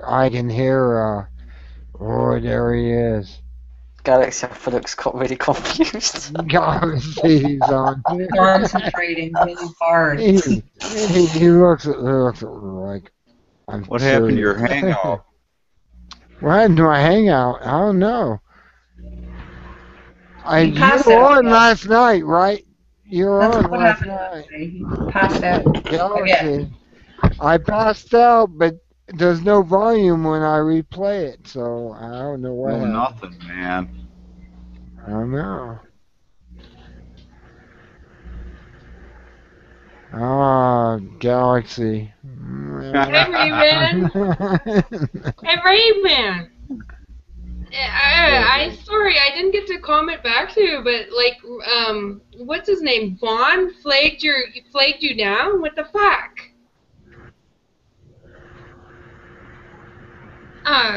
That sucks. I watched that video. I thumbs it up and all, like, 'cause he was threatening you on that video.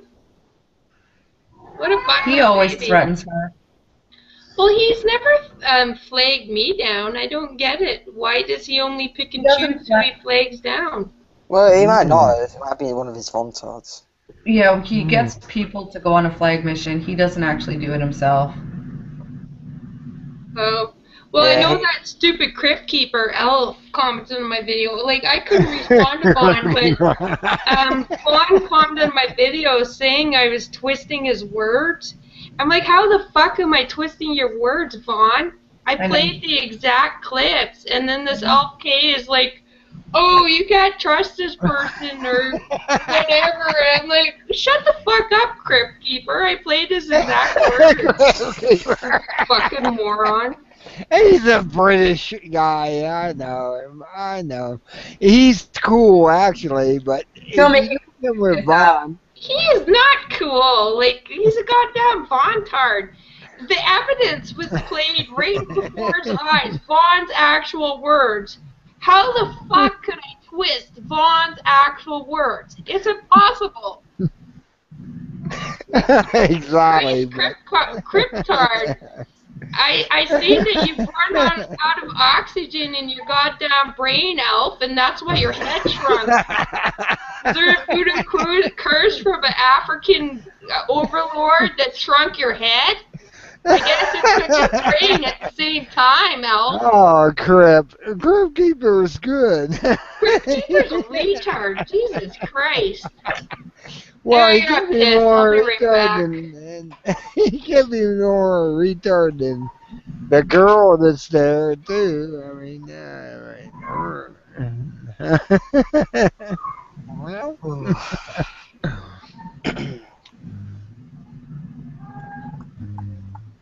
Stop making excuses up for stupid people. I love Stupid, everybody on stupid, here. all of it's stupid. Don't say, oh, well, this. No, there's no excuse for they're stupid. Oh, I love them, though.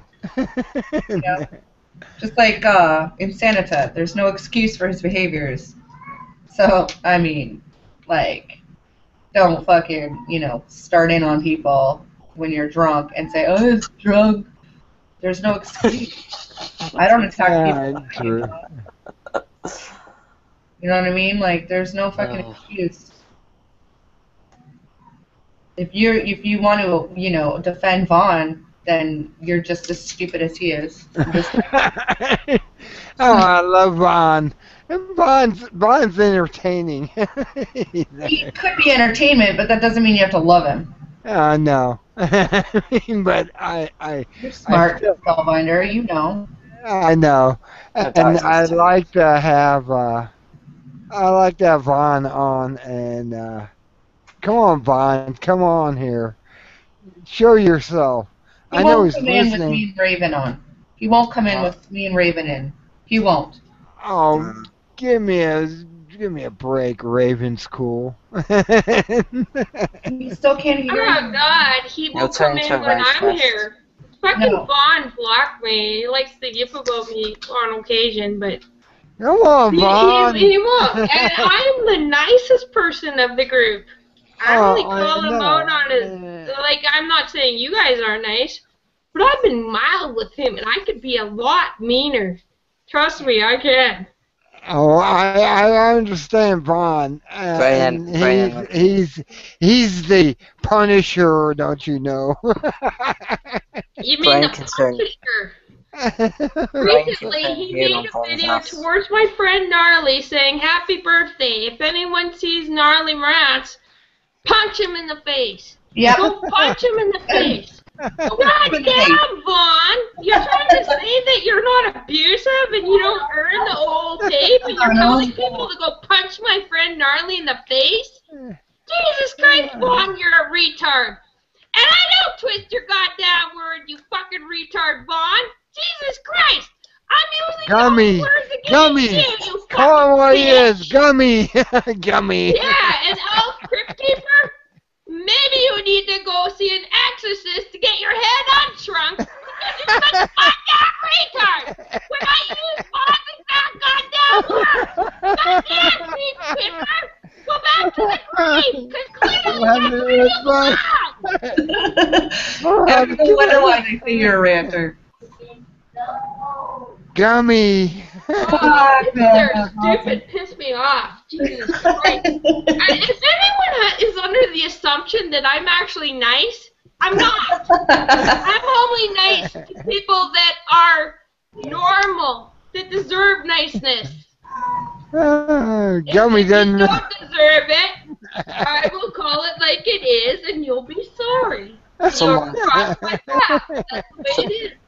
Someone please call Johan. Johan, I know, right? Calm down now. Calm down, Miss Enema. Please calm down. Please calm. Please. Yeah. Anyway, I'm having fun. Do Enema. it, Bob. My phone was Do just Bob. ringing this drama. Drinking with Bob. Come on, let's do it. Drinking with Bob. Let's sit there and go.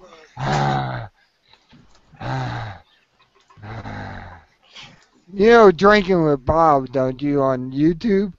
You guys gotta check him out. He will do a rant for a minute and a half, and he will sit there and just go, he will calm down.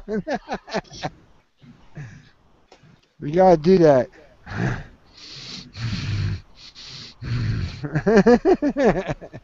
I love Drinking with Bob. He's one of my favorite characters on YouTube. Bob. Bob. Bob. Drinking with Bob. Drinking with Bob. Yeah. Drinking with Bob. Holy shit.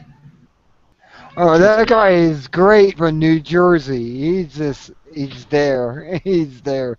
He'll sit there and rant about a topic, and then he'll sit there and go, and you hear it for about 10, 20 seconds more as he cools down. Drinking with Bob. I love him. Hey, you gotta love Bob. Raven, you don't even look like you're in your 40s. You look like you're in your early 30s. Who, You know, me? right? Raven. I really wish I looked like her when I'm in my 40s. Holy fucking Christ. Doesn't even Oh look my like God. she's in the 40s. How old do I look? Oh my You know God, what? she got the pants! She got the pants! She got my pants! I'm so excited! She got my pants! Look, I got a tail. We have the same pants now! I got a dark tail. Oh. I love you even more You now. know why vitamins do this at 54? Vitamins. Someone last night, I wore those pants out last night, and someone asked me if I had them tattooed on me because they're that tight. I was like, I know. All right.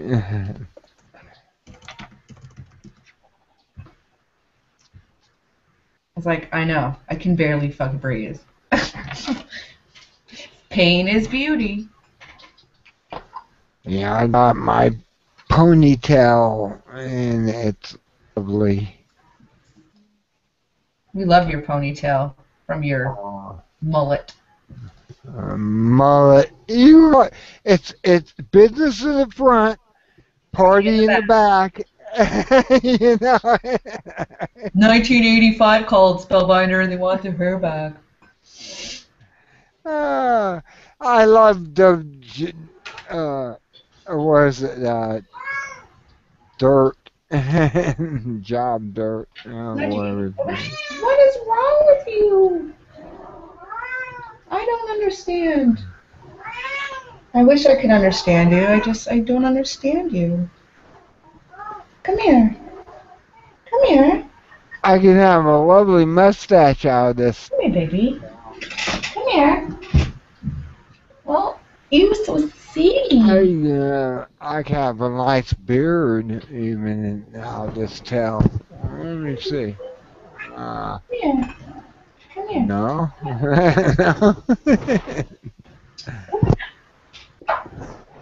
Party in the front. No, actually, it's business in the front, party in the I back. mean. Oh, I'm so looking forward to the holiday tomorrow. Don't have to wake up early with the kids. Don't have to make their lunches tonight. That'd be nice. That'd be nice. Yes. Well, it's a Victoria Day long weekend, so the Queen's birthday. We still celebrate it. I don't fucking know why. Queen's birthday. Oh Yeah. my God. We're still under British rule. Ha ha. I know. Wow. Keep laughing it up. I get paid for that? $20 bill. Keep laughing it up. Well, our great queen is on one of your bills. And she's on her quarter. Yeah. You know, it's funny. She's on her quarter, but we have a loon on her dollar coin. You'd think she'd be on her like $2 coin because it's like the highest coin, but no, she's on her fucking quarter. We have polar bears on our $2 coin. We have a loon on our $1 coin. They got on a penny up in Canada. That's why we call them loonies, because there's a loon on them. And toonie, call it a toonie because it's $2. And it's funny, if you, with our $2 coin, if you hide the face of the bear and you turn it sideways, it looks like a Tyrannosaurus Rex head. And no wonder, you know, other people make fun of our money. Like, you know, Yeah. hello. Like, we're running. Canadian money is just the same. They go on a penny. We, with the quarter, with the queen on it, on the other side of the quarter, there's a caribou. And then our nickel is a president, one of our prime ministers, and then it's a beaver. Be- on the other end, and then on our dime, it's another prime minister and in a sailboat. And wow. we no longer make pennies, so that's obsolete. So, we took away our pennies. So Took away your yeah, pennies. we got Oh away my our God. pennies. Yeah. So now at work we have to round up or round down. So if it's like $4.97, it's actually $4.95, and if it's $4.98, then it's actually $5. Really? They do that? Yeah, we Oh round up my and round God. down. My God. Yeah. That's And it fucked was up. funny because the day they took away the penny, people would like yell at us for not giving us 3 cents, giving them 3 cents change or a cent change. You're stealing from us. You actually want. You actually That's want fucked them. up. Like, what's wrong with you? It's coming to America. I tell you now. It's coming. It probably to is. America. You guys are gonna carry so. Oh no, we can't have anything like this. Canada doing something before the United States? No, that can't happen. We're owned by the Queen, don't you know? America is actually owned by the Queen. You didn't know that? Nope. Well, you haven't been paying attention like No, I don't pay- Australia. No offense, but I really don't pay attention to the state's politics and stuff because it does affect Canada to a point, but I just don't care. And some of my friends get on the bit. It's like, why don't you care about Obama? Why do you not care about truth? Abomination. I don't. That's what it is. Abomination.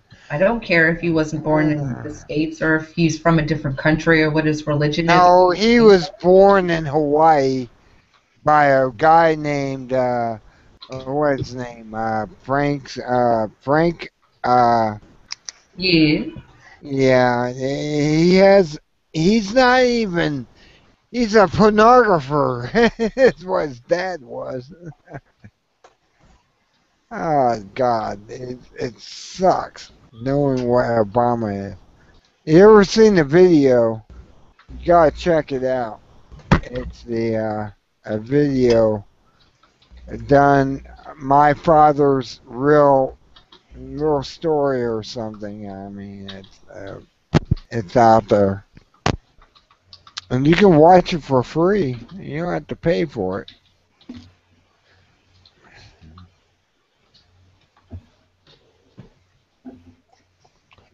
And it tells Obama was a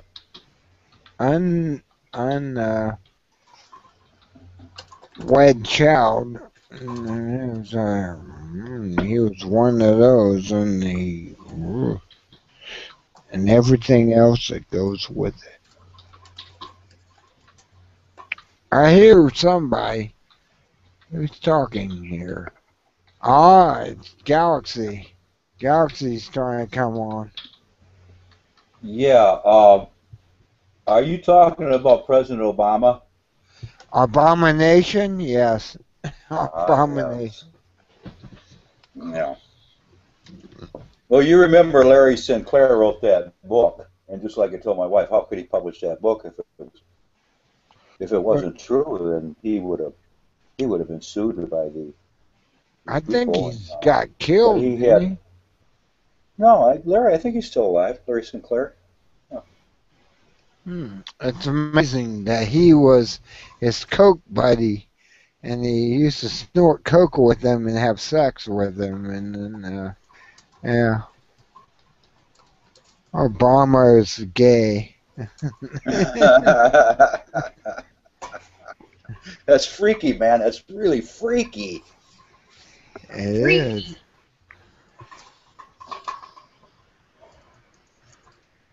It's taken so long to download on my phone. I'm getting Angry Birds Rio, and it's taken forever. Oh. I mean, fudge. I have nothing against gay people, but when they're the president and he has a wife who is a male guy, you know that she is a he. And Okay, let's not go there. Let's go there. No. Okay. The fingers and stuff. Okay, let's don't go there. All right. No offense to you, Spellbinder, but when someone starts a sentence, I don't have a problem with gay people, but I really take anything else they say seriously. when the fingers are longer as a male is. There's no, okay, I have long fingers for a girl. That means I'm a guy? No, but they had a video out there that. No, Kinda Michelle proved it. Obama was not born a male. She gave birth to two children, and Obama is not gay. Okay, like let's just not go there with the conspiracies that he's freaking gay. Okay. Like, let's get over it. Okay. I'm just I'm mentioning it. sorry. I respect you, Spellbinder, but I just cannot allow It's a this mention. conversation to go. It's just a mention. I mean, I saw the video, and this girl came out with that, the forefinger and the middle finger are longer. Yeah. No, my middle finger is longer than all my other fingers. It is. I have a deeper voice for a female. If I were to go outside with baggy pants, no makeup on, a baseball cap, I would be mistaken for a dude. I'm not even kidding you. I'm very androgynous. I agree. Yeah, I I'm very agree. androgynous. I'm very androgynous, and there are women out there that are like mind fucks to men and other people. They're like, is that a guy? Is that a girl? You know what I mean? It's like that. Some women are androgynous, some women are not. Some women have big shoulders and. I have big feet for a girl. I wear 10 and a half, almost 11, and I'm 5'5". Wow. I have a lot of shit going against me. Trust me. You know how hard it is to find cute shoes at a decent price that are big enough to fit your feet? No problems, Muslims. I love you. I love you. I pray when I go to the thrift shop I can find, shoes that are big enough for me, that are cute. I don't want to be stuck with some ugly pieces of crap shoes. Oh, I have a foot fetish and then to you. I mean, Want me to see my feet, Spellbinder? Oh. Feet are gross. Feet are disgusting. I'm just a male. That's your excuse, is you're a male. I'm just a male. It's like when, my guy friend's like, hey, send me a boob pic. I'm like, I can forgive you for that request because you're a guy. Yeah. I'm okay. horny. Yeah, you're a guy. I would think Yeah. so. I love women. I love women. I really do. I love you and your picture. Your picture is great. You like mine? That was taken last night. I was all pretty. Oh, you're pretty. I was so pretty last night. I felt so good about myself. I only love women that love me. I don't know what that means. Well, Spellbinder, I don't love you, but I like you as a person. Oh, thank you. It's like, you're fun. You give me entertainment. Yeah. Yeah, I agree. I mean, you're. I want to claim I'm asexual because I just don't. Hey, you know what? I have no one. If you consider yourself asexual, who am I to tell you you're not? Well, I just don't have a girl right now, and I have no one, and I have no love right now, so I don't I have must anyone. be asexual. Oh, see, you're asexual too. We're both asexual. Let's just okay, fine. We're both asexual right now. Ah, you are cute. I had to say that. Cute. You're cute. I'm adorable. I am like a puppy made out of kittens. Oh my God.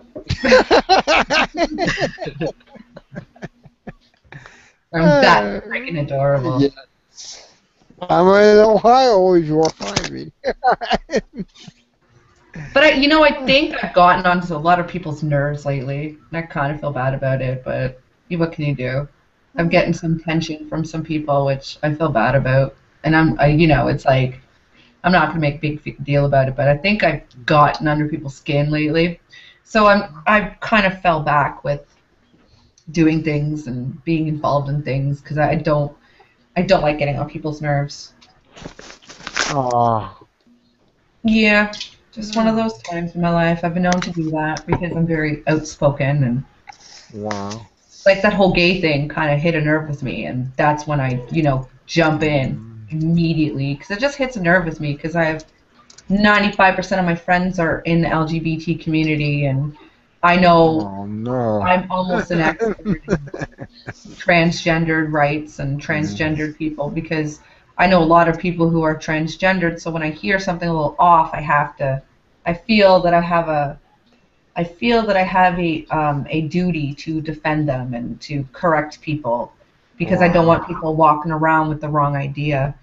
And sometimes I insult people, and I don't mean to. Welcome back, Ray. Okay, is Hello. my mic working now? Now I can hear you. Yeah, now we can hear you. Finally. Let me just make a quick comment on the gay thing. Let me just tell you how I feel about it. I could care less if somebody is gay. I have had friends all my life that are gay, transsexual, whatever. What I don't like pedophiles. No. I don't like stalkers. I don't Yeah. like rapists. I don't like liars. That's what I have a problem with. You can be gay all day long. You don't bother me a bit. I have no problem with that. It's the pedophile thing that I have the most problem with. Exactly. The pedophiles are the scum of the earth. Yep. I think every normal person has a problem with pedophiles. Normal thinking people, free thinking people. I think I have an issue when someone says they're this, but there's no but. No but. No There's but. absolutely no but, and there's no room for a but. Let me tell you what happened to me yesterday. Me and husband, we went to the Renaissance Festival, and we were sitting there waiting for the joust to start, and there was a woman, and she had two grown sons sitting next to her.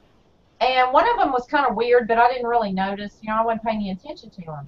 Well, I made the comment to my husband because we were watching, all the little kids were around where they have the joust, and there's grass out there, and they're all dressed like little princesses and stuff, twirling and playing. It was really cute. And I told my husband, I said, have you noticed how when you dress a little girl like a little girl, how she acts like a little girl? Yeah. It was so cute. Well, anyway, the people behind me were talking, and one of the boys made the comment. He said, look at those little girls over there. He said, they're all twirling around. It makes me want to go over there and piss on them. And I turned around, and I told my husband, I said, did you hear what he just said? And he said, no, what did he say? And I told him, and I turned around, and I said, what in the hell are you talking about? I said, you're a sick son of a bitch. And his mother, that was his mother sitting on the end, she goes, you need to turn around and mind your own business. I You said, need to slap your son upside the mouth. You got to just turn away and just go, no. I said, did you hear the comment that just come out of your boy's mouth? She goes, well, he's handicapped. I said, I don't give a damn if he's handicapped or not. I said, you don't make comments like that. I said, what the hell is wrong with you? And, of course, everybody's looking at me because I'm starting to get loud. I said, you don't ever make a comment like that in front of me and expect me not to say anything. She goes, you need to turn around and mind your own business. I said, or what? What are you going to fucking do? You're not going to do anything. I said, you won't even slap that retarded son of yours. She said, well, I can't make him not make comments. He's handicapped. He has problems. I said, you need to lock him in a den, keep him out of the public forum. That's scary. I don't have to ask you if it's okay if I make a comment. That's scary. Yeah, and it was really disturbing because his mother's sitting right there, and my husband said, why don't we just get up and leave? And I turned around and looked at her. I said, I'm going to tell you something. I said, that right there is why they used to lock motherfuckers like that up in cages. I said, good day. There was this really creepy guy at the wrestling event I was at. That's He was just creepy. he was like walking around really creepy. He looked at me, he said something to me, and I just tried to ignore him because he was really creepy. And then he sat in one of the kids' chairs, and the father got really pissed off and like pushed him out. And there was about to be a fight, but then the security came in, sorted it all out. But the guy looked really creepy. And I ended up apologizing to everybody around me. I said, I'm sorry for that. I said, but I just can't handle somebody making pedophile-type comments. I don't care if they're retarded or not. And a couple of ladies were standing there. She said, I'm glad you said something. And there was like 6 of us that got up and moved. There's a lot of people that would not say anything, and that just proves that no one said anything but you. There's a difference between saying, oh, look at those little girls. They're so adorable in those dresses. And then there's the whole kissing comment, that's like if I've been out and I've seen little kids, I'm like, oh, they look so adorable, because they're adorable, but I wouldn't say I want to go over there and just kiss them. And I did look at her and I said, you're sitting there saying that he's handicapped. I said, he's not handicapped enough to where he can't think up something crude and disgusting like that. Like, I get creeped out when grown men in my apartment building see my daughter and say, oh, she looks so pretty today. I'm like, let's keep walking. I know you mean no harm with that comment, but let's just keep on going. Come on, Danny, let's go. Well, just like when I'm on the internet or whether I'm out in public, I can't handle that mess. If somebody says something out of line like that, I'm the one. Well, most of the time, I'm the only one in the room that'll say anything, but I don't care. People need to be called on what they say.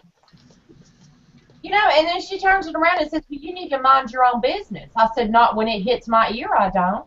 But if you know your child can say something like that and they're a little bit off, don't bring them around an event that would have children. Because apparently the Renaissance Festival, every Renaissance Festival in the entire world is family friendly. So there's going to be children there dressed up as characters from the medieval times. And if you know a family member or a friend of yours will say something like that, don't bring them.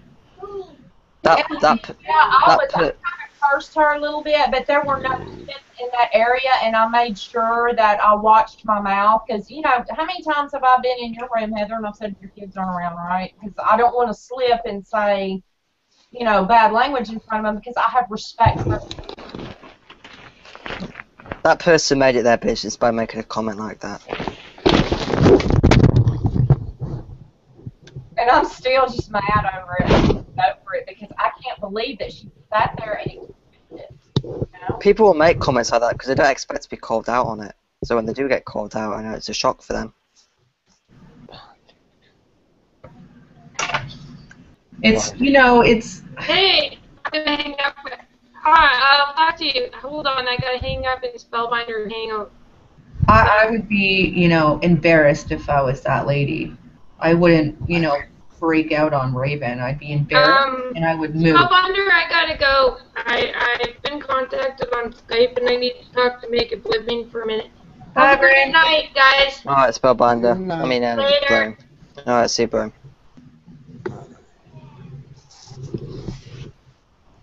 She got so defensive that I even said anything. That's what got me. Yeah. If I had a child that was like that, like you just said, I would make sure that I watched what kind of things that I took this kid to, knowing that he's got mental problems, that he blurts things out. Yeah. But she got so defensive, like, how dare you say anything? He's retarded. He's handicapped. I'm like, I don't give a damn if he's retarded or not. And then I called him retarded, so I just laughed. I was like, never mind, I would have, if I was the mother, I would have turned to my son and go, you can't say those sort of things. Be quiet. Like, I would not, be like, oh, it's okay, they're there, pat you on the head. Like, if her child is mentally handicapped, I'm not, like, mentally handicapped people deserve all the rights as other people and to go to different places and experience things. But if you know your child does that sort of thing and a family event, I don't think you should bring them around there. I had a friend that had Tourette's, And she had the form of Tourette's where you blurt out cuss words where you couldn't control yourself. Yeah. And she would tell you, I can't go to certain things because if I get nervous, and it only happened when she got really nervous or worked up, she would blurt out fuck like it was just no big deal. And it was, she did not mean to, you know. And we would defend her because, you know, this was back 15, 20 years ago and people didn't even know what Tourette's was. They just thought she was some kind of crazy person just walking around cussing for no reason. Yeah. But we would make sure that we didn't go anywhere. There was a bunch of kids because you never knew what would happen, you know, and she couldn't help it. Yeah, there's, you know, there's a lot, like, you have to just, a lot of parents and people that have, like, children with disabilities, they get to learn the limits of what their child or spouse or parent can do, and they plan accordingly. And then there's some women, some parents like that lady who you encountered that just gives no fucks and just will freak out on somebody when they know that other person's, when they know their child's in the wrong. It's like, you can defend your child to a point, but if they make those kind of comments about little children, you really should not bring them around little children. Because I'm sure that child, that man that said that, probably won't act on it. But it's the fact that they just can't control what they say, and it makes them look like they're a pedophile when they're not. Like, it's... And see, here's the bad thing about that situation, too, is the fact that the way the world is now, we have to cater to people like that. That we have to give them a pass, you know, no matter what they say, and that you're a jerk because you said something, you know. Mm-hmm. She was acting like I should have turned around and said, oh, I'm sorry, I didn't know your child was handicapped. Please continue to say disgusting things like that. Yeah, I'm sorry. You know, I'm sorry for just trying to stand up for the children. I'm sorry. You know, like on another video sharing site, when there was like a rampant of like little children casting, there was no rules, and there was grown men in the chat commenting how pretty they were and they liked what they were wearing. And I stood up and I defended these little children who couldn't defend themselves, and I got shit on for it. I was the one that stood up. I was the only one that stood up for these young children, and I got shit on. I was like the #1 enemy on that website because how dare I stand up for 12-year-olds that have creepy old men in the chat saying how pretty they are, and could you please stand up for me? Let me see your body and let me see what you're wearing. Turn around for me, darling. You're so pretty. You're so cute. And then when I defend them, like, oh, we're just trying to give them an ego boost. No, you're not. No, you're not. I'm calling a spade here. Don't try to sugarcoat it. No grown-ass man should ever say that a 12-year-old looks so pretty. Please stand up and turn around for me, baby. Oh. Yeah, and I was #1 enemy, and I was crucified for it. Like, how dare I? Like, hello? No one else was doing it because everyone else was afraid they were going to get attacked. And that eventually led to people threatening to kill me and threaten my kids' lives. So I had to eventually leave that site. All because I decided to stick up for innocent souls that couldn't stick up for themselves. That's why I'm in school right now, because I can't deal with it anymore. I can't. And I figured the only way that I can ever try to make some kind of difference is to take law and go ahead and get myself in debt, whatever it costs, because I can't sit by and watch the world turn into what it's turning into. Yeah. There are so many pedophiles everywhere, and I don't know where the hell do they come from? I mean, seriously, 20 years ago you didn't hear about all these kind of people, and it's like they're just everywhere.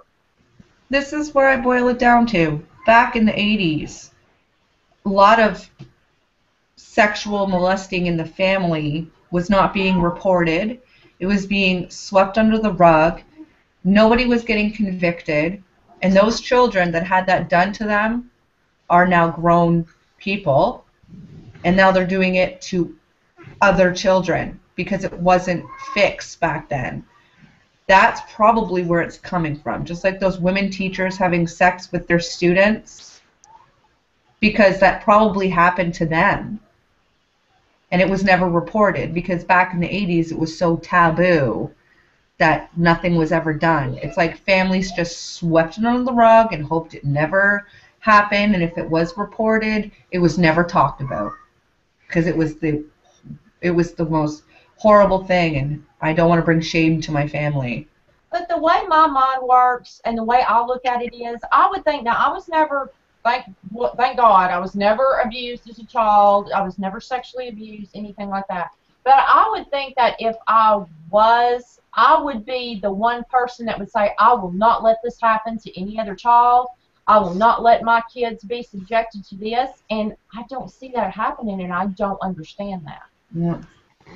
I remember back in the 80s, we went up north, and my parents would let me go out in the woods with like 4 dogs and go collect toads and frogs and dig in the dirt and come home with dirt underneath my fingernails, and they never worried once that something would happen to me. They never worried about some creepy guy in the woods coming after me. They never worried about it. Now you can't turn your head away from your kids for a minute, and that's so sad that I can't let my kids go to the park by themselves just behind my building because I don't know what's out there. Like, that's sad. Like, I can't even let my kids walk to school by themselves, and I can see the school from my dining room window because I don't know what's going to happen. So dangerous nowadays. I was walking to and from school when I was 8 years old all by myself, and we lived like a 15-minute walk to the elementary school. Mm-hmm. There's no way I'd let my kids do that now. There's no way. And it's so sad that you don't, your neighbor, you don't know who your neighbor is. Like, it's, what's wrong with these people? It's sad. My neighbors across the street have got 4 kids between them. And even when they're outside riding their bikes, I'm always looking around. I'm always watching. When they're outside, I keep my windows open in case something happens, in case someone tries to pull them in a car, or I didn't drive and I'm afraid when I'm run over or something. I'm like the neighborhood mom that's always watching. If I don't recognize somebody in the neighborhood, I watch them because I don't know what you're doing. Yeah. It's so sad that children are like preyed upon daily, and it's friggin' ridiculous. But and it's like I've had so many people tell me over the years, well, why won't you leave so and so alone? Well, why do you make videos about so and so all the time? Why are you obsessed with him? I'm not obsessed with him. I hate him. I know what he's about. I have sat in rooms and watched him prey on children. And I cannot sit here with a conscience and let it go. If people, you put it out there, you expect people to watch it. Who the hell makes videos and doesn't want people to watch them? Isn't that the whole point?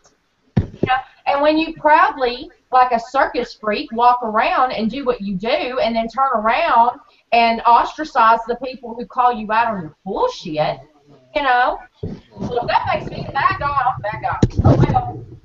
Because I can't stand it. If I don't like it in the real world and I don't like it on this computer is the same thing. I'm going to say it. Well, like, I believe that the Vontards, I think that most of them defend him because they're just scared to attack themselves. And that's sad. You know what I mean? That's so sad that they're afraid that an old man, they're afraid of his words. Like, they're scared of his words. Like, what's wrong with you? You're a grown-ass adult and you're scared of another man's words? Like, what is he really going to do to you? And then you have some that parade for him because they feel sorry for him. Yeah, we know he stalks people. Yeah, we know what he does. We know we've caught him, we've seen him, whatever. But, you kind of have to take into consideration that he's this or he's that or he's colder or, sorry, I can't make excuses like that. I call a spade a spade. I'm not rich, and I don't do the things that he does. So to me, poor and people feeling sorry for him because he's dirt poor. That's no excuse. I'm not rich. I have to work for everything I have. I'm in debt up to my eyeballs. You know, I'm not rich.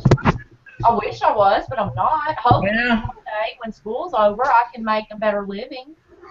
But like I say, just like you were saying, just because you're poor or just because you have no teeth or just because you're old or whatever does not give you the right to do what you do and not be able to handle it when people call you out. Yeah, like it's no pity for him. None whatsoever. None. I mean, I can sit into a Skype call and have a civil conversation with everybody in the call. That doesn't mean I like him. You know what I mean? It just means that I'm a mature adult and I can sit there and respect the main person's call. But as soon as he starts up with his bullshit, trust me, it's fucking on. Well, just like every time we have a debate with him, and it doesn't matter who's in the room. He'll sit there and joke around with us and be buddy-buddy with us, and we give him advice and whatever, and then he'll turn around 2 hours later and make a damn video talking about how we're all whores, we're all sluts, we're all liars, we're this, we're that. There is nothing redeemable about him. There are just some people on this earth that have no redeeming quality, period. He never takes advice that he's been given. Never. All he does is say, He's an asshole. Yes. He's an asshole. He asks for people's advice, but he never takes it.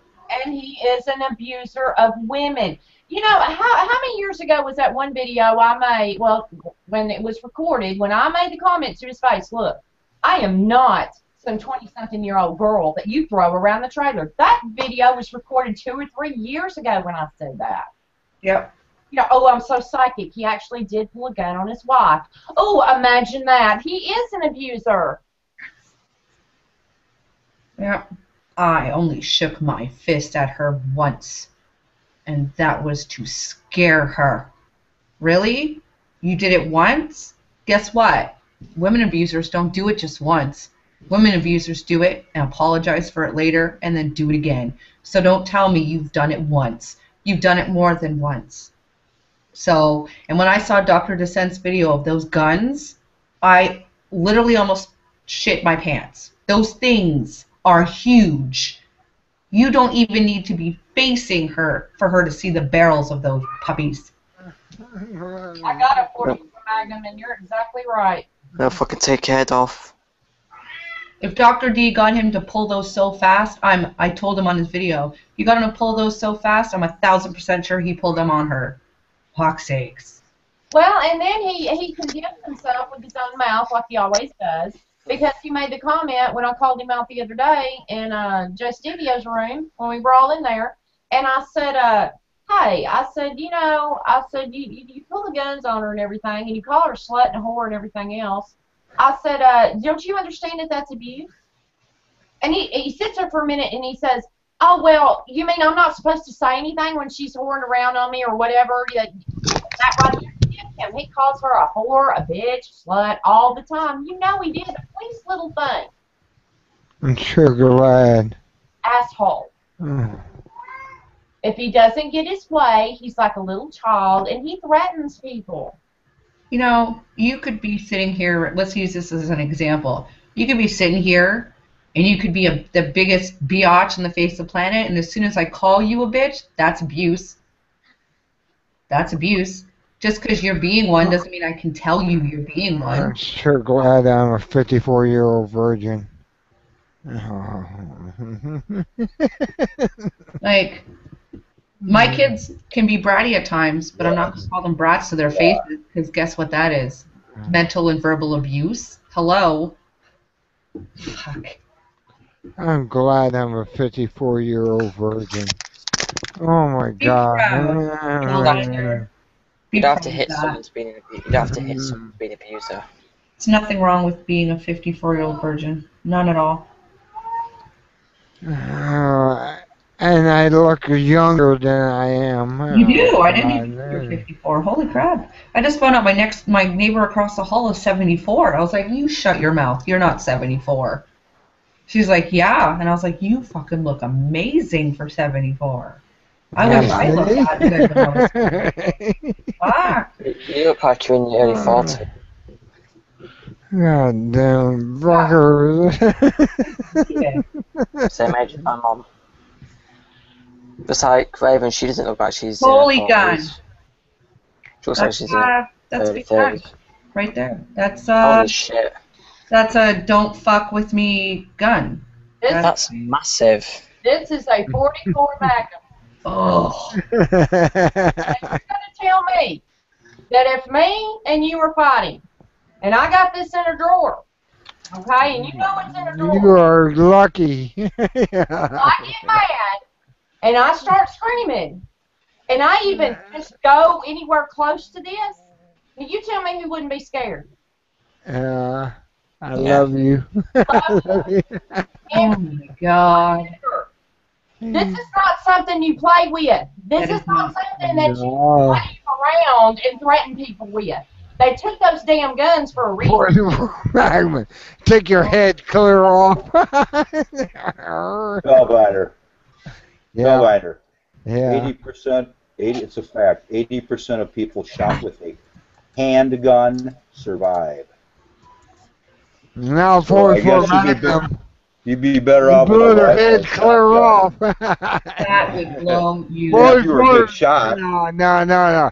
A 44 Magnum will take your head clear off. It depends Not on my how head. far away you are, and it depends on if you have hollow points. I have hollow points in there. So it goes in out like this, my God. and it comes out You like that. dope them too. Oh yeah, you can upgrade your guns. Be able to upgrade your guns and stuff with the bullets you use and stuff. You can dope them. You can dope a 44 Magnum hammer point and put mercury in them. Put beeswax over the end. Ah, never kill them. Here's another question I want to pose. If you have this, would you keep this anywhere near where kids can get to it? Nope. I love that gun. No, he's not a responsible gun owner in the very least. You know where this sits? This sits in my safe. I've got 2 safes.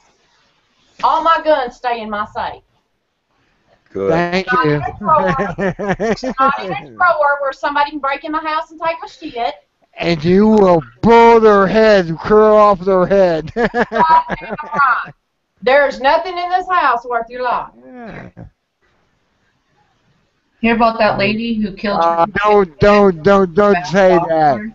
This girl is armed and ready. Yeah, she's armed and ready. Hear about that mother who shot her 2 kids dead because they were mouthy? Oh no. Let's go there. Let's go there. Responsible. What's wrong with you, Spellbinder? Let's not go there. Let's say that an intruder is coming into your house and he needs to be killed because he broke into your house. That is righteous. Yeah. If one's going to keep his guns in a drawer, he needs to have a lock on it.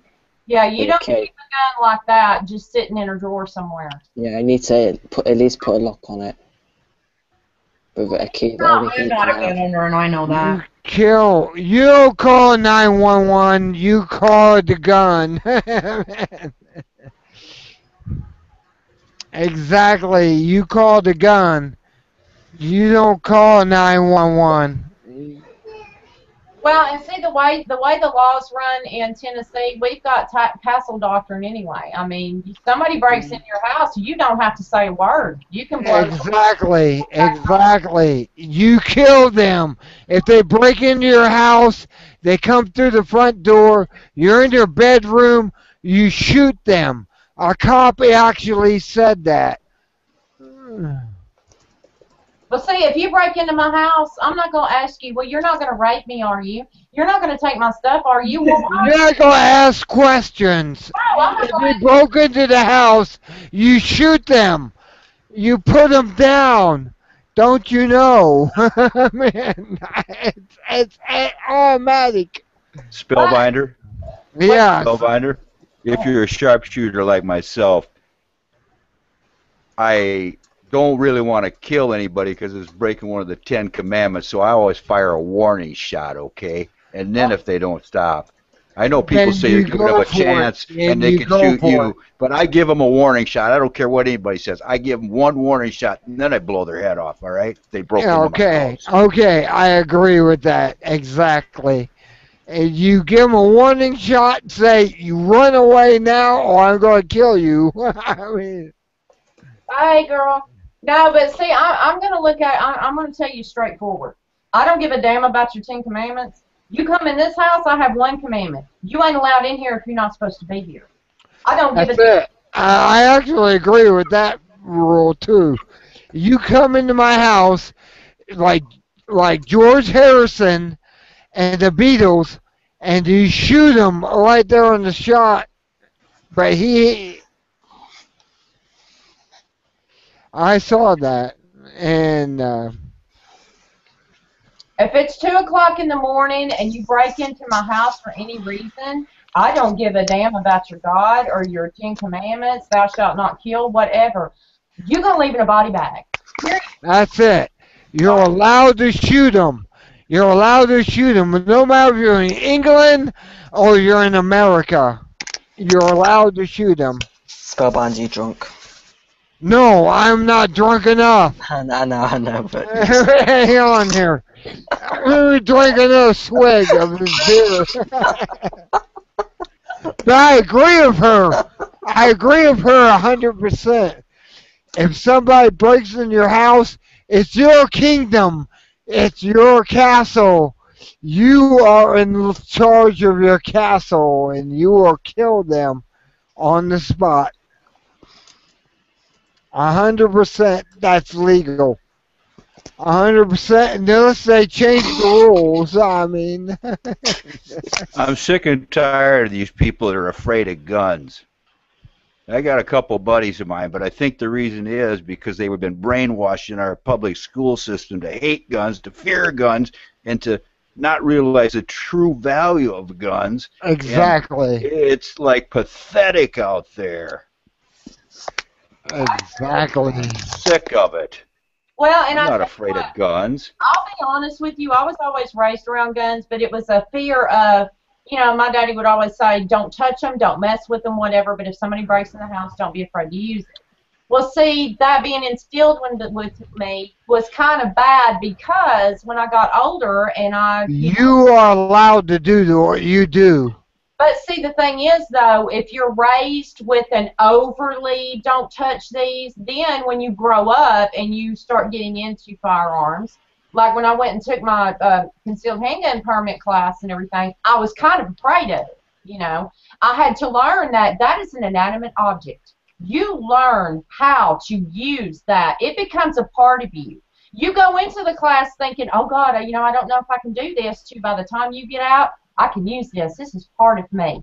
You come over here, you hurt me, you threaten me, you break in my house, whatever. I can confidently blow your brains out. I agree. Problem with it because I'm comfortable with it, and I have been to class and have had, been educated. Who is doing this?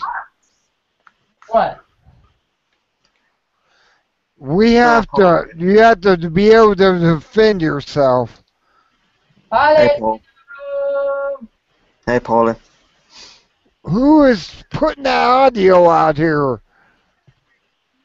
What? I'm going to cut you off, whoever you are.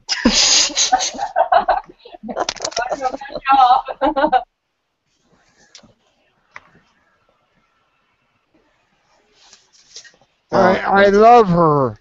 I love her. She is right. She is right. What is wrong with you? You just keep cutting her off. She is right. Oh, man. God damn, I can't unscope her. What, are you getting background noise or something? I'm getting a background noise or something, and you are cool. You are cool. I love you. You have a 45 Magnum. You are cool. Oh, Oh, I've got lots of little toys. I love my guns. I love guns too to protect myself against criminals. I mean, in America, we're not allowed to protect ourselves from criminals. The police in America always carry guns with them, but the police over here. Yeah, you dial 911 and they come there and watch. And when it's all over, they come in. Do you not understand what 911's about? You're a Brit, right?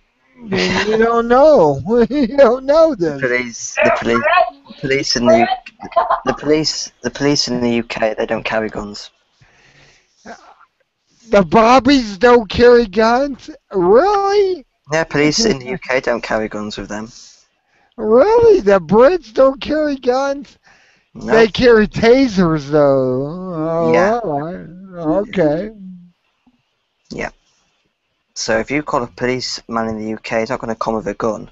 He's going to come with a taser or whatever. When you call a guy in the US, then yeah, he's going to have a gun on him. Okay. Mm-hmm. Okay, but I have a sign that says, "We don't call 911," and shows a revolver. Mm-hmm. You're drunk. We shoot first and ask questions later if they break in. Do you understand how that works? This is America. We are not going to be defensive. There's a lot of cops who are trigger happy. She is right. She is right. She is actually right. Have a 44 Magnum and have it at your hand to shoot an intruder when she comes to her house. That's legal. Not in America, maybe, or England. Well, I mean, and there are some states that, like California, I mean, they're virtually taking their gun rights away from them. I mean, that's one reason why I left. Yes. Yes, they did. They took the gun rights away from the Californians. But in Ohio, I'm able to shoot somebody if they break into my house. Literally kill them once they step over the threshold. Well, and like every state's different. Like in Louisiana, if somebody's breaking into your car, you can shoot them. In Tennessee, you can't do that. Yes, exactly. That's weird. I wonder why every state has like different laws. It's every state because states are the government, not the federal government in Washington District or criminals. Right. It's like some states have open carry, some states don't. Texas, you can't open carry. Tennessee, you can. I can open carry in Ohio if I want to. I have to have a gun. It has to be in the holster, visible. Yeah.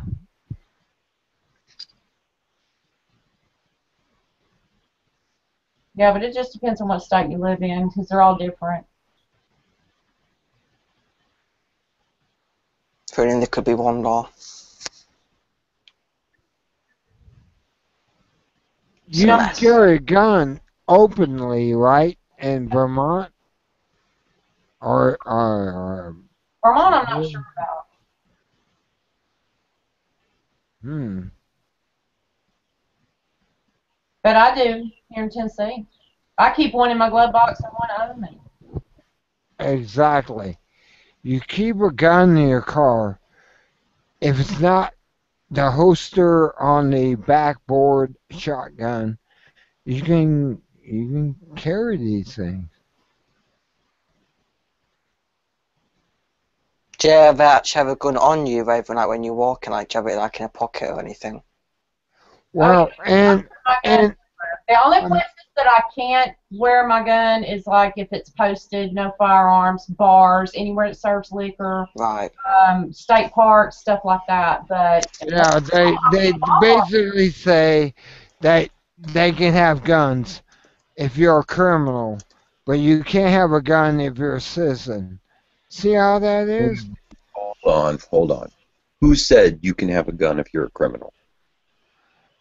Oh, well, criminals don't follow the law. Okay. Right, but I mean, no one's saying you can do that. They can do it if they want But to, don't but say- the legal citizen cannot carry a gun into a shopping mall or whatever. Okay. That could prevent a accident happening. Do you not understand? No. What you just Yeah. said is they said you can't have a gun, but criminals can. Who said that? Yes. Who said that? They didn't say it. Well, you It's just said that. between Though.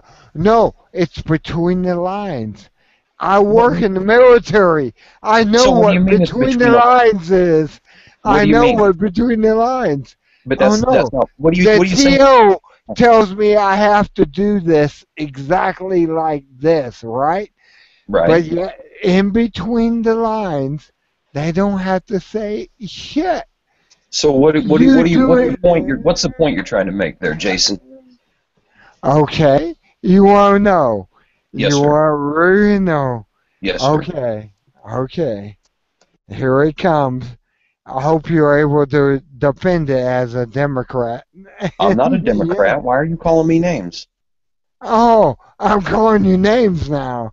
Okay. Calling me a Democrat's calling me names, yeah. Okay. I won't call you a Democrat. I'll call you a liberal or something. I'm not a liberal either. You're not liberal?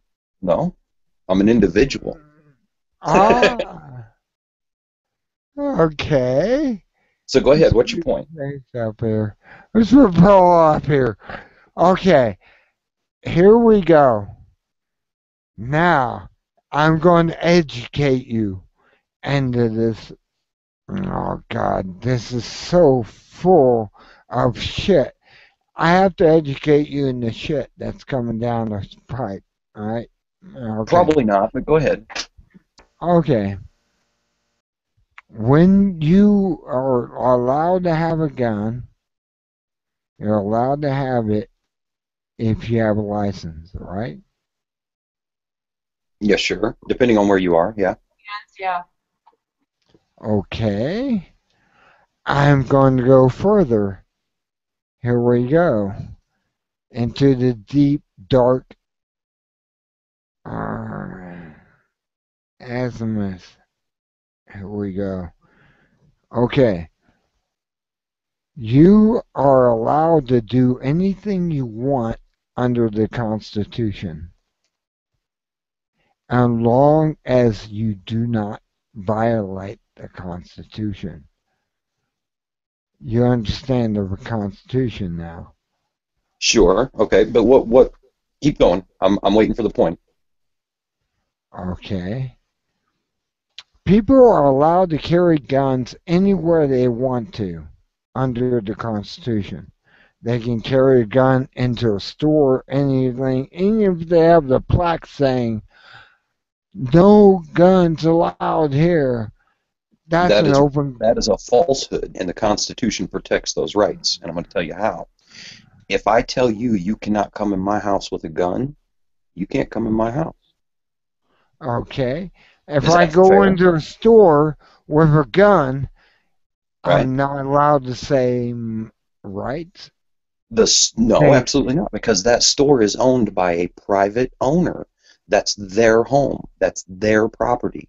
You are utilizing their services, and you have to do it under their... Therefore, they are denying you the right to protect yourself in that store. And No, a they're criminal, telling you... and Go ahead. a criminal can come in there and they can do as they want and do as they No. will. Criminals break the rules.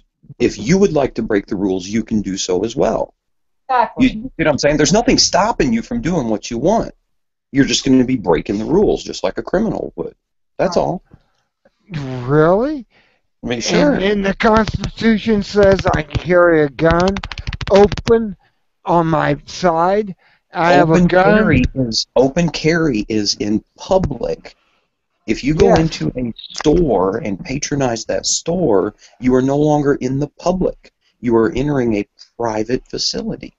Yep. That's someone else's home that you're walking into. You have to abide by their rules. Otherwise, you're being disrespectful. Okay, so they are actually agreeing with the government to destroy your right to talk.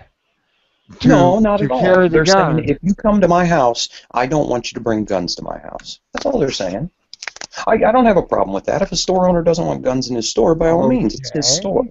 But at the same time, if he's going to lay down that law for me, he should have to do the same, and that is have no guns in his facility.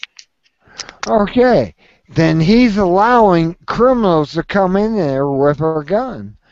How is he allowing that? How is he allowing that? Because the criminal doesn't follow the law. Right, but they're not Therefore, he allowing comes that. in.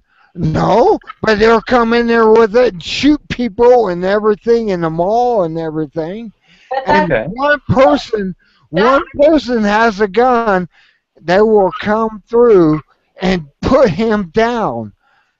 Is that wrong? That is his free will. If he chooses to take a gun where he's not supposed to take it and do something stupid with it, that is his free will.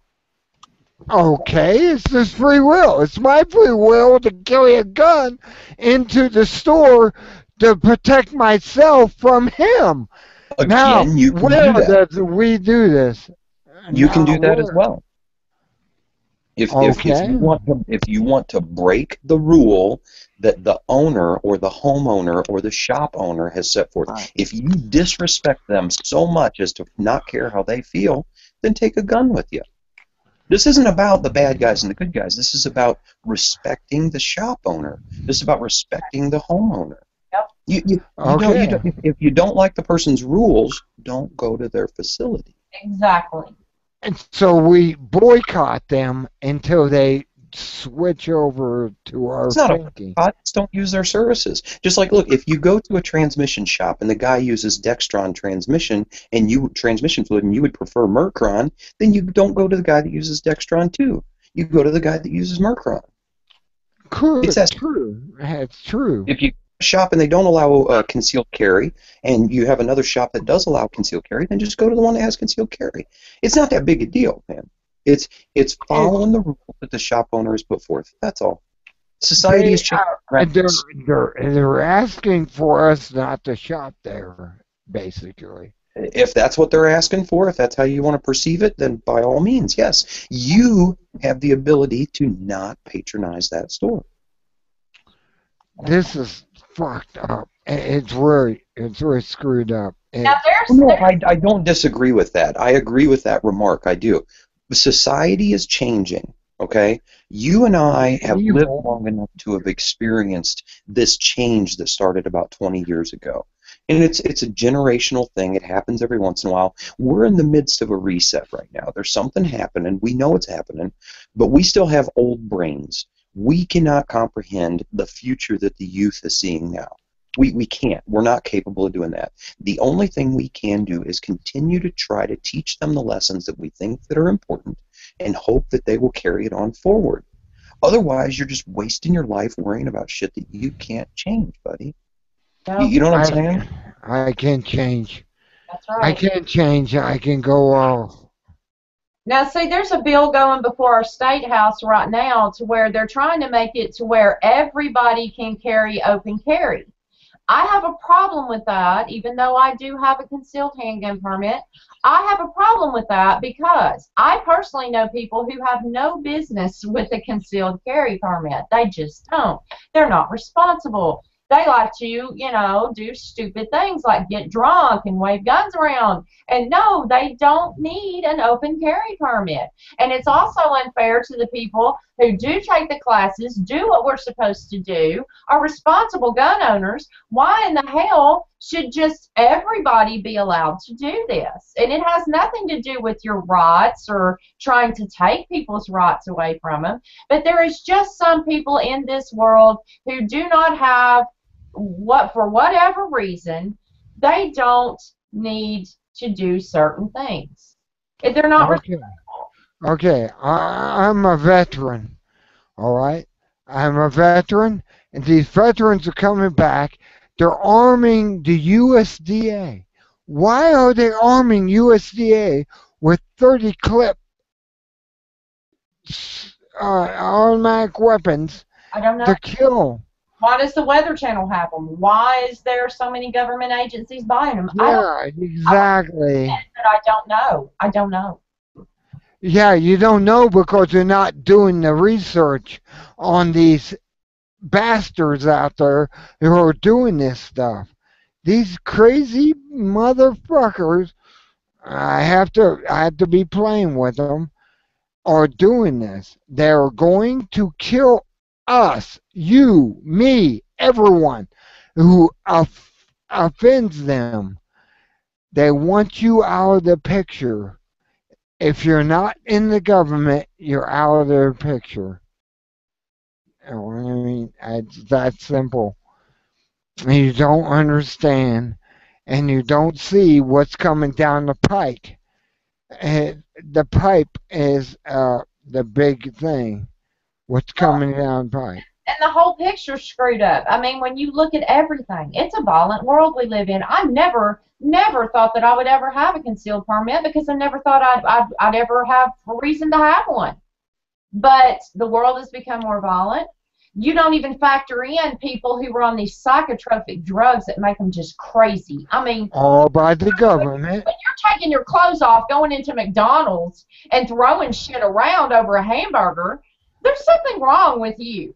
You know, there's something wrong with the people who are taking psychotropic drugs. Well, the SSRIs.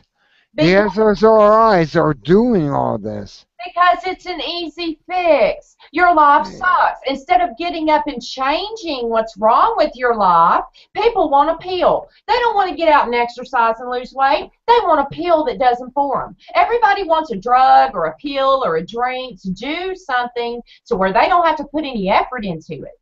Exactly. They don't know what this is going to do to you 2 years down the road or 5 years down the road. I'm out of it. I don't drink fluoride water. I don't take the drugs they give me. I take naturals. I go to natural drugs. And I'm the same way. I mean, really, I probably, I've got not health problems, but I'm getting older. I'm 45. I'm not 20 anymore. I'm 54, and I'm healthy as hell because of my thinking, the way I think. Vitamins, I very rarely drink. I take vitamins, I take herbs, I take herbal supplements, I grow my own food when I can, and I stay away from fast food. I stay away from psychotropic drugs. I don't want them. I don't want them. I don't want a pill that makes things easy, No, you don't want them to poison you easily. You want to go against that. You want nothing from them. I'm absolutely a pure person as far as that's concerned. I mean, I may drink alcohol. The only because I can't. But if I had my choice, I'd smoke dope. I smoke pot.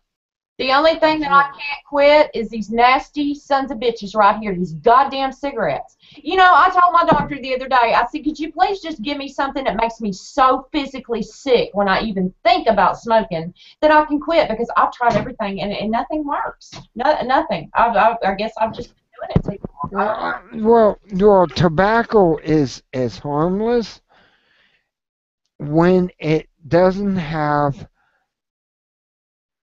natural, I want to say radiation, but they take these fertilizers out of the ground, right? And they pollute your tobacco with these nucleides, and you're smoking nucleides, and that's what gives you cancer. Tobacco doesn't give you cancer. It's the nuclei gives you cancer. Same with marijuana. It doesn't give you cancer. The nucleides give you cancer.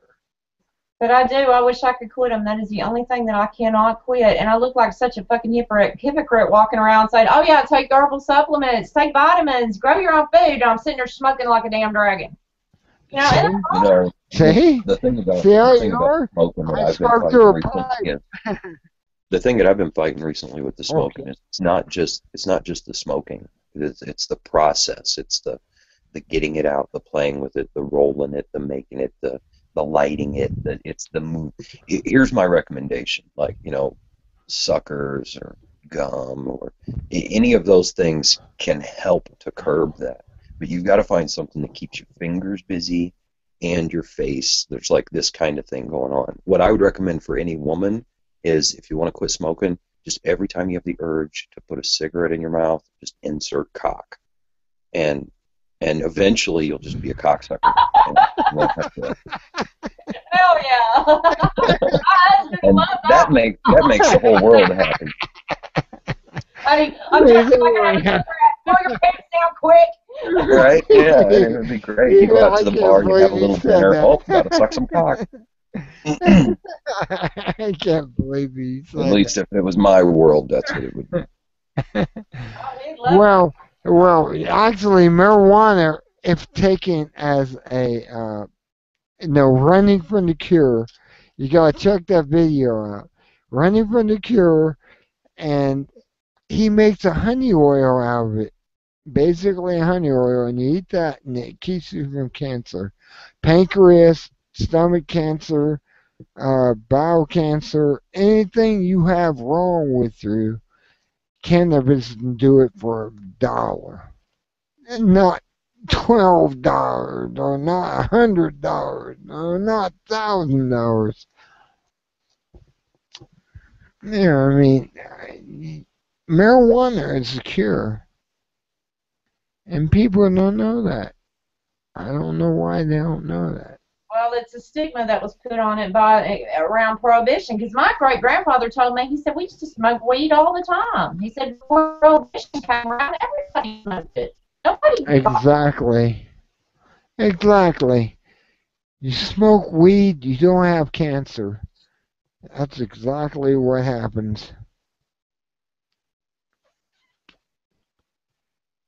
But I don't know that it'll ever be legal everywhere. Well, the pharmaceutical companies don't want it legal. If it was legal, you would have to pay more or something. But I know right now they can't make money off of it. And that's what's happening. Well, I there's wish I was smoking dope right now, and I'm smoking tobacco in the pipe.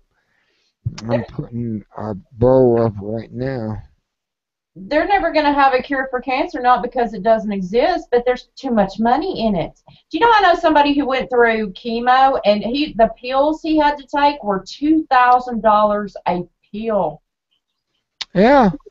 And you have a, 50-50 chance of cure? Well, it's not even a cure. If you get cancer and they tell you this will add 5 years to your life, that doesn't mean instead of dying at 80, you'll be 85. It means you got 5 years. At the most, Exactly. you have 5 years. You're going to die. It's a death sentence. You're going to die anyways, but you're going to live a little longer if you give us a bunch of money. We'll prolong it, and we'll do the very best we can to keep you alive so we can keep sucking your insurance dry. But you're That's going to it. die. So, Exactly. They're draining your insurance. They're taking the money out of your pocket and putting it in the earth.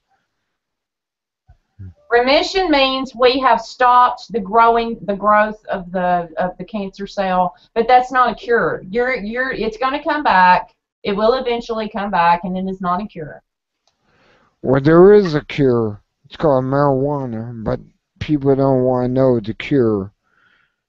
Running from the Cure is the name of the video. Just look it up on YouTube. Running from the Cure. And this guy in Canada actually was able to produce a cure to marijuana. With marijuana, I should say. And he made this honey oil, and you take it twice a day. You don't get high off of it, but it cures you. Now, I'm just saying, and I wish I could produce it myself. I can't grow cannabis in the state I'm in. If I could, I would. Well, it's like that here. You can't. I mean, they don't even have medical marijuana here yet. In Canada, they do. We just passed medical January 1st. And that's why when people talk about the whole, the government's bad, they're doing it. I try to pull them back just a little bit and remind them of things like that. Like in the recent past, think how much the things that we want are being opened up now. For instance, Illinois, the toughest gun law state in the country, passed concealed carry this year. We now have concealed carry here. We passed medical use for cannabis. I reckon it'll probably be about another 3 or 4 years, and they'll probably be reviewing recreational. So, I don't know where the trade-off is.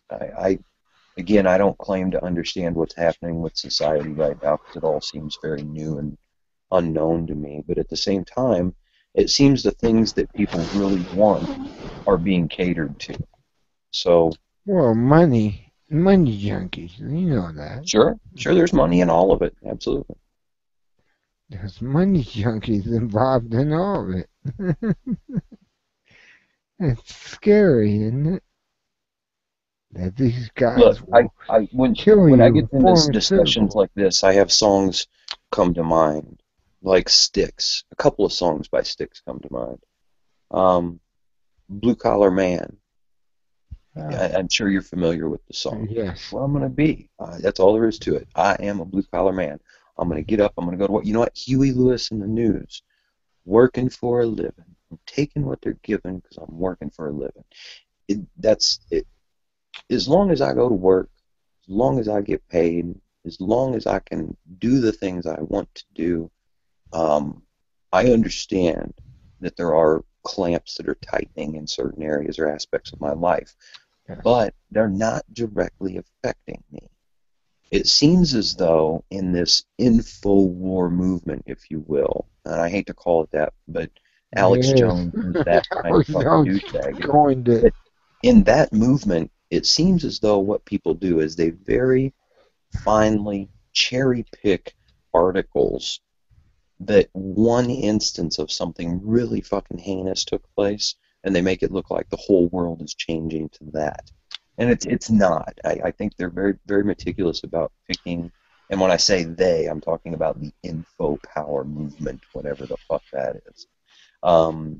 They are very, very particular about cherry picking specific articles that make people look villainized or demonized that are figureheads. Well, he's pushing that fear porn crap anyway. I mean, he's not doing it because he necessarily really gives a shit. It just makes him a hell of a lot of money. Sure, again, fear sells. Doom sells. It's fucking domestic terrorism is what it is. You know, I mean, everybody talks about this 9/11 thing and how terrorism was the reason. Well, if that's the case, they won. They won. Yep. And every time I see somebody put up a video, oh, the government's going to do this, or they're going to do, oh my God, oh, the world is nigh, I look at them and go, God, you got beat. You got defeated. And instead of standing up and going, you know what, fucking A, the FCC allowed us, they opened it up, completely opened up the low-power FM realm Anybody in their house now can set up their own low-power FM radio station. You can set up your own radio station in your house, dude. No bullshit. They'll just issue the permit. As long as it is a non-profit, just ripping out fucking tunes, you can do it all day long. And they've made the equipment so cheap now that you can set up a station for about $3,000. And you have a coverage area of about your area in town. About a mile in any direction, people hear you. And it's just... It's things like that, when I know that we have a voice and we can use it, we can say positive things, that people tend to gravitate toward the negative. I'm so tired of the negative doom peddling stuff that it's just worth in. Well, it happens. The doom does happen. There's guys out there are money junkies, and they're going to take everything from us. You don't. Well, and I'll tell you something else it does bad that I don't hear a lot of people touch on, but it does is it divides us more than anything.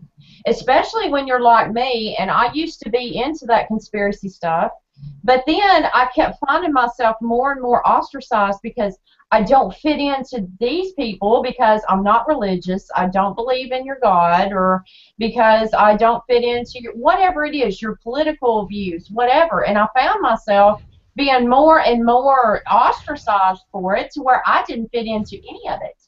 So I had to really look and take a look at what I believe in, what I want, what I support, what I don't.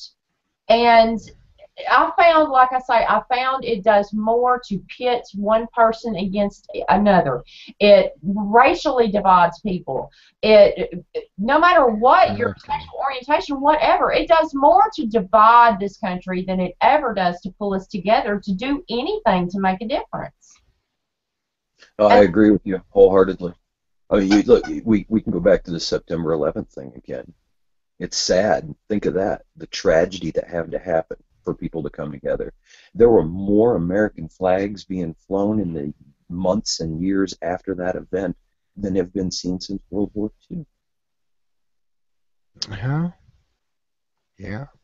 And I started going to protests, and I never did that before, and I did that for a while, and then I just started, when you start meeting some of the people in it, and then you start thinking, okay, I really don't want to be associated with you because of X, Y, and Z, whatever the case may be.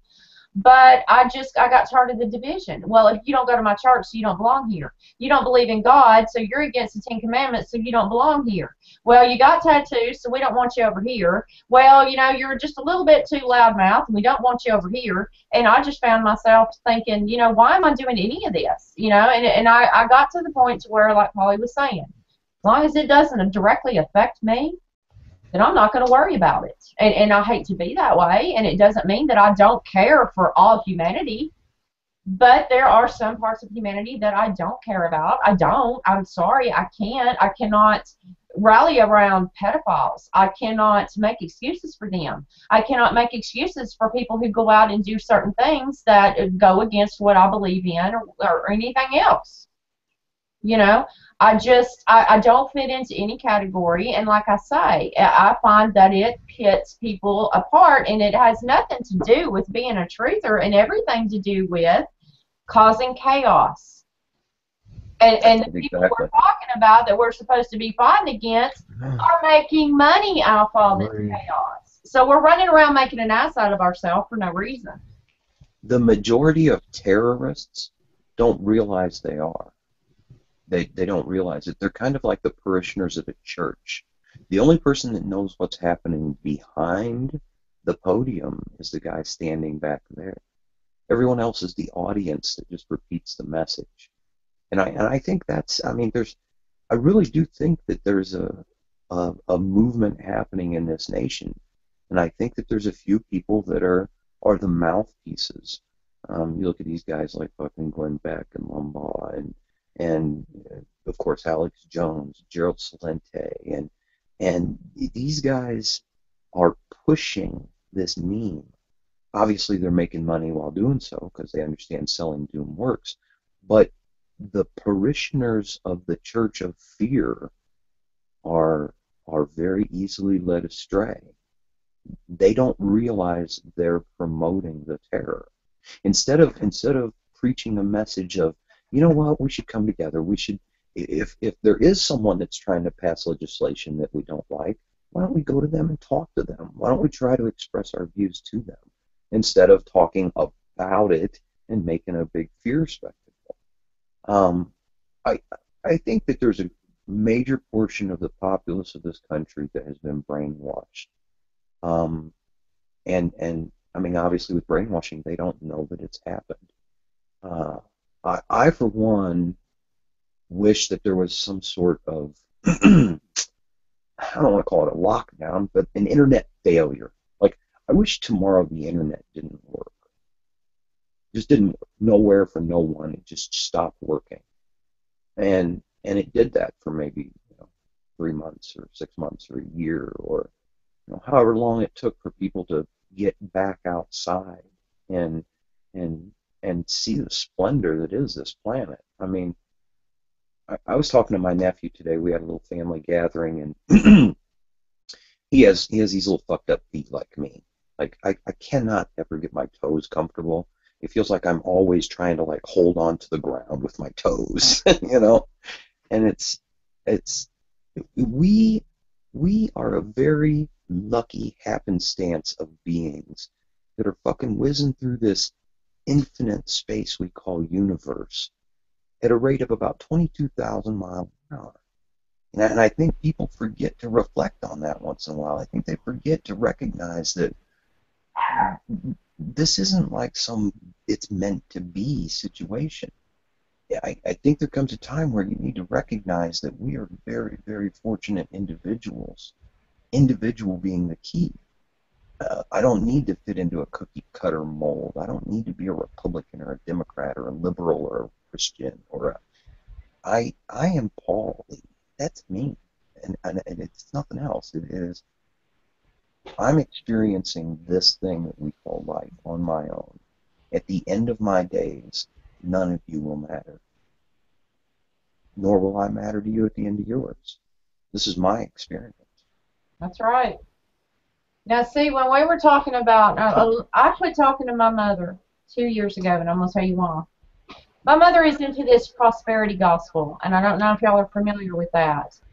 That encompasses a lot of your preachers that make a lot of money off these, they're in these big churches like, oh God, I can't think of their names now.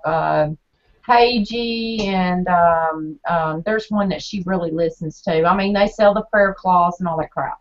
Well, anyway, my mother proceeded to tell me 2 years ago that, oh, well, you know that the rapture is real. And I said, well, how can you go to these churches when you know it's all about money, when they're telling their flocks, that go along with the government, and if this New World Order thing is real, whatever. I said, Mother, how can you be a part of that knowing if there really is a New World Order, you're pushing people to go along with it. Don't fight it. You're supposed to go. It's supposed to happen. She said, because, Raven, she says, if we fight against what's going to happen, if there really is an Antichrist, which she does believe in, that she believes that if we try to stop an Antichrist and we don't go along with what's being preached, that the rapture will never happen. And I said, Mother, I'm sorry, I cannot understand your way of thinking. To make a long story short, I don't know if I'm making sense, but the reason I had to just X her out of my life is because she believes in a New World Order. She believes that there is an Antichrist. She's sucked into all this Alex Jones crap, and she believes that if you don't go along with it and do what you're supposed to do and support these preachers and everything, that when the Antichrist comes, you're going to go to hell and you're going to be left behind. And I'm sorry, and there's so many people in that truther movement that are headlong into that shit. There's an Antichrist, and the New World Order is supposed to happen, and you've got to be, you've got to do this, that, and the other, and you got to go to our churches, and you have to do the 501c3 crap and all, whatever that is. You know what I'm saying. And there's some more of that division. You've got bad division right now. I think one of our major problems in this country right now is the fight between the Christians, the atheists, the pagans, and that's what's going to cause a lot of trouble, because look at the hatred. I mean, if you just say you're an atheist boy, people just come out after you. It's like, how dare you be that way? It's belief. Belief in anything or faith seems to be our downfall.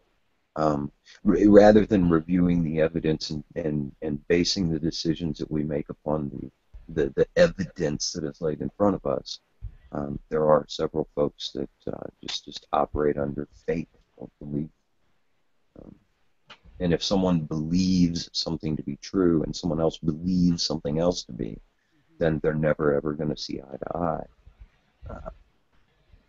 That's what I'm hoping that the next generation can take away from this, that programming your children at a young age to believe in invisible things is not right.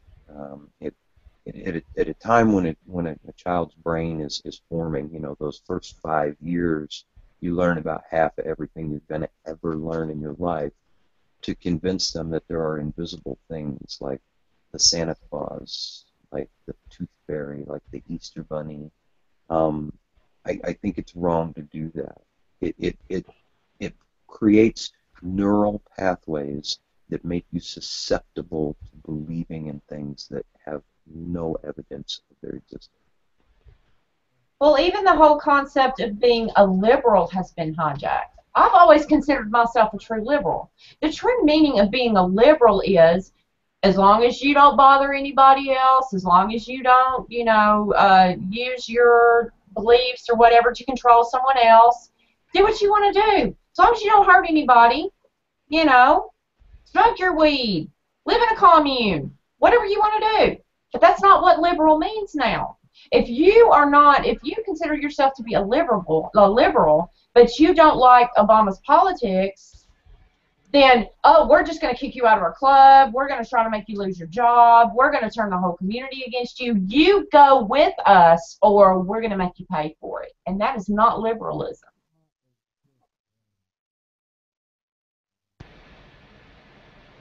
Amen to that. Amen to you, brother. How you doing? Not doing too terribly bad. Obama is just wrong. Just happy to see Spellbinder made it through the night of grunting and making all kind of animal noises and stuff. We was worried about him there. Yeah, You're worried about me, right? You're worried about me. Oh yeah, I fell asleep. There was a moment there that we thought you were choking and dying on us. I hope I was, and I wouldn't have to put up with this crap. Oh, come on, man. Life ain't that bad. Life ain't that bad. Oh, it is. Hey, look, we have abomination. We have abomination going on. I can probably list 100 things right off the top of my head that would make your life worse than what it is right now. See, that's what I'm talking about. I think you should go for it. Go for it. Tell me. Okay, Tell me fantastic. so I can commit my suicide. You could be paralyzed. You could be a vegetable. You could have. Oh, I can do that. You could be blind. You could have half I can do that. by a fucking Wolverine. You could. I mean, we could keep doing this. I can poke my eyes out right now. I think there comes a point where you need to wake up in the morning and count the blessings that you do have. Now, I'm using blessings as a very broad term. Please don't add any religious context to my content. The good things that happen every day in our lives. You get when you make 100,000 a year, it must be nice. I don't make 100,000 a year. Oh, bullshit! You said so. No, I did not. Yes, you did. Abby and I combined make together make $100,000 a year. Must under be nice. 80,000. Under 80,000 combined. But that takes my wife and I both to do that. Okay? See how you are? I don't have that. I'm making $13 an hour, $420 a week. Okay. But what bills do you have, buddy? Look at that. Well, I'm taking my parents. Okay, but their house is paid for, correct? Yes. Okay, so there's no house payment there. Yeah. That saves a tremendous amount of money, right? Yeah. Look, what I'm saying is, there's nothing holding you back. If there's anything holding you back, I'm gonna be real. I'm gonna be real with you for a second, Jason. Check this out. Again, I say these things to my friends because I care about them. The only thing that's holding you back right now is the alcohol. That's it. I want more. I know Where's you. the alcohol? I know you want more, and that's I your want downfall. more pot too. If I Well- could have pot, I wouldn't drink alcohol. That's the way I'm looking at. If I could smoke and not drink, I would choose the other. Just pot. Mr. Resistance is the only thing that's holding you back. Mr. Resistance. Yeah. Hey, when you wake up in the morning, you have all these things planned out for your day, what you want to do, what you're going to do, how you're going to do it. That Mr. Resistance is there the first moment you open your eyes. Mr. Resistance. Okay. Let's go with that. Well, here, go let's with it. let's just do this real quick, if I might. Okay. I'm going to go here and get more alcohol. Well, hold on, stop. Don't move yet. It's the weekend. You've worked all week. What did you do productive? I cut the grass. Okay, that's a good start. What else? I want to trim the yard. Yeah, Okay, that's- what else? I want to go back to work and do what I do. I'm Which gonna take you. is, I'm gonna take you for a walk real quick, Spellbinder. Let me show you what I've done this week. Okay. Because I mowed the lawn, ran the weed eater. I did that, but I also I gotta do that tomorrow. Anyways, Always love it when Paulie gives us a tour. well, it's about just doing stuff, man. Make it Oh, out I front. know. I hear you. I hear you. I know too. Really? I like Polly. I tried to get him on Bond when I was a Bond member. Bond was right. Oh no, you can't do that. And he cut me off. Vaughn ain't here right now, man, so let's not talk about the asshole. So take a look at this handrail here. Built this handrail this weekend. Jack the porch up. Putting some new gutter up. Look, this is huge, man. Big Oh, that's wraparound. nice.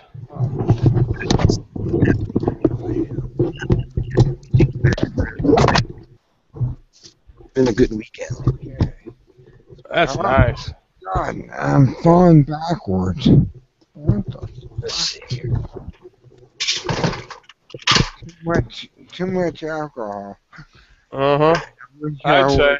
Smoking dope, and I wouldn't be this way. So up here, when you come into this room used to be 16 foot by 16 foot. Okay. Bigger. So I took out this wall. I'm eliminating the hallway. I'm making this room 4 foot bigger. So it'll be 16 by 22. And then I wanted to get rid of the plaster. So I built this chute. And this chute is 16 foot long, and it goes down there to a wagon at the bottom. Wow. So I can move the plaster up, and it goes down the chute. Now we'll go outside and show you the other end of it. Gotta love those old homes. Oh, it's awesome. Man, I'll tell you what, that's one thing I miss about living up in Pittsburgh is the 100-plus-year-old homes. Yeah. That's when they were built to last. I used to live off Carson Street. Oh. I lived on the corner of 11th and Carson. Yeah. Huh. What am I drinking? Yin Yang beer. Oh, God. Yingling? Yeah. That's the good stuff. The wheat Yin Yang beer. Yin Yang beer. It keeps you balanced. This is the chute from the other end. Let's see how big it is. This is the end where it dumps in the wagon over here. See, it goes all the way up to second story window there. What a cool house. So that was my weekend project, brother. That's what I'm talking about. Don't just get up and sit around all fucking weekend. You have a life to live, buddy. I have nothing. Man, bullshit. Get out of the I house. have Get nothing. out of the basement, you basement wizard. Basement wizard. Yeah, that's where my office is. Put down the vodka and go out and build something. Nothing more rewarding than working with your hands. Property. Yeah, I want to buy property. Yeah, Get your little John boat, Spellbinder. I love my little John boat. I paid $250 for it, and we put a little trolling motor on it, and I go all over the place. It's awesome. No, I don't have that. Fishing's fun. You're outside. You're enjoying nature. Grow your garden. Do something. Yeah. I need to work. I need to go out and have a project. I need to Make a project if you don't have one. Yeah. You're right. God, I'm working. I'm getting fat. I'm becoming a Boeing employee. Get fat. No, you just don't have a life outside of this computer, and you seriously need one. Oh, yeah. Only on the weekends I have the computer. Just build a boat. Build a boat. Build a boat. I built a boat. In fact, if you go to my YouTube channel, you can look at the video of me building a boat. I'm building. You build a boat? Really? Yeah. I'm building another here. Wow. Oh, wow. Oh, wow. Yeah, I'm thinking about a pontoon boat project coming up here real soon. You guys all building boats. What's going to happen? Waterworld. What's going to happen? You Well, got to build a boat. put it like this. Paulie, you live right on the Great Lakes, don't you? Up around. No, I'm south of the Great Lakes, but I'm literally right on the Mississippi River. Ah, okay. Yeah, that's... You're down south from me, then, in Ohio. And I have the Gulf of Mexico, so boats are like second nature. I'm pretty much straight west of you. I'm about a mile and a half from the Cumberland River. Well, I'm in Ohio, in the central Ohio, at Licking County, if you know that. There's no better getaway than to get on a boat and go sailing for the day. Yeah. Yeah, I love it. I love it. And the funny We go to Buckeye Lake. Buckeye If you haven't Lake. seen my boats, you should check out my YouTube channel. Go do that. I'm a boating guy. Wow. I know. I saw the picture in your nice boat. Oh, that Coral Jade, the houseboat? Oh, yeah. You got a nice boat. I wish I had a houseboat, too. Well, there you go, buddy. Write it down. Make a fucking goal. Make a goal, write it down. And when you write it down, write down the other things that you need to do to make that goal or that dream possible. That's how you attain them. That's how you bucket list. A bucket list. It's a bucket list of everything you want to do before you kick the bucket. I want to kill myself. Don't say things like that, dude. Even in jest, it makes people concerned when you do things like that. Don't do that. You're in a room of people that like you. You're a good guy, Spellbinder. You don't need to think like that. That's why you need to get out. I have nothing. I have no one. I have a girlfriend and no one. That's why I say I'm asexual. Well, you're damn sure not going to get any of that sitting in your basement there. You're not. You're not going to meet people. I mean, don't think that you're going to take Von Helton role model here and go to Singles Net and pick you up a mail order bride or something like that. You know, that's not how it happens. That's my dream. That's leftovers. That's a bunch of crap nobody else wants. You don't want that. You don't want If you're going to go that route, will you please do me a personal favor and find one that speaks the same language as you? Like, what's his name? Who I know who you're Ching talking dong, about. ding dong. The guy with the hats. Santa. Got girlfriend in Vietnam? Yeah. We love you a long time. I love you. I love you a long time. Oh, brother, too cool. Oh, oh my God! I want to get Russian or something. I've been listening to him. Yeah. There's a whole wide world out there waiting for you, man. Yeah, I know there is, but there's nobody for me. And if the area you're living in isn't meeting your needs, then all you got to do is pack up and move.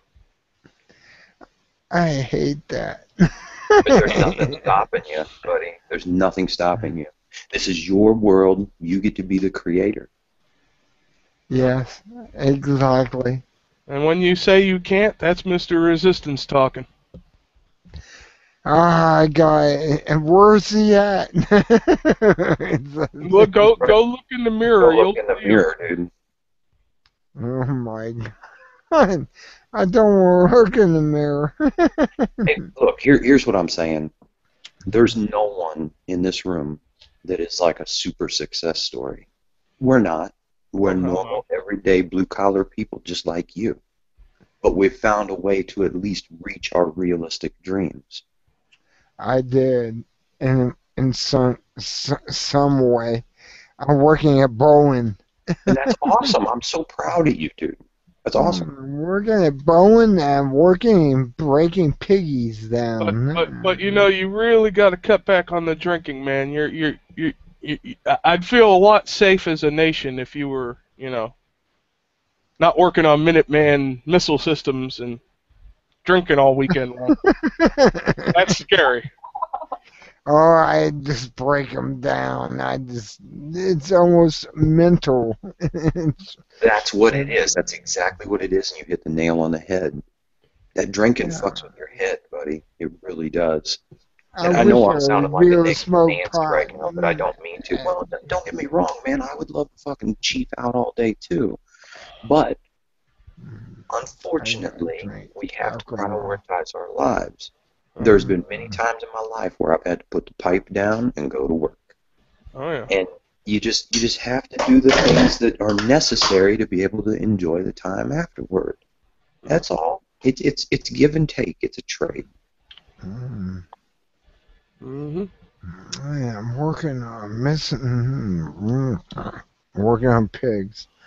So, Jason, everything has everything. I'm doing a meet and greet the first week of August. I'm doing a meet and greet, and I'm for basically a 10-day period. I don't expect anyone to come for 10 days, but I'm leaving a 10-day window from the 1st through the 2nd weekend of August.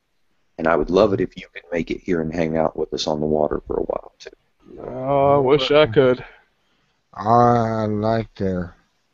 So if you have any time during the first week of August that you would like to come and kick it, have a couple drinks, hang out on the beach, party on the boat, all that good stuff, have some good barbecue, yeah, man, you should make it as well. That's We're not that far apart. You can be here in 8 hours, man. Wow. What, down there in the... I'm straight west of you, Quincy, Illinois. Like when you look at Illinois, the big hump that sticks out to the west, I'm the furthest most point on the hump. Wow. Wow. Indiana. Illinois, the west side of Illinois. Oh, yeah, Illinois, We're in okay. Missouri, right on the Mississippi River. Right. Oh, But God. all you have to do is get here. I'll take care of you from there. Oh, you're a loving person. You're so loving. And Vaughn says you're a troll. To hell with Vaughn. Let him go fail in his castle like he fails at everything else.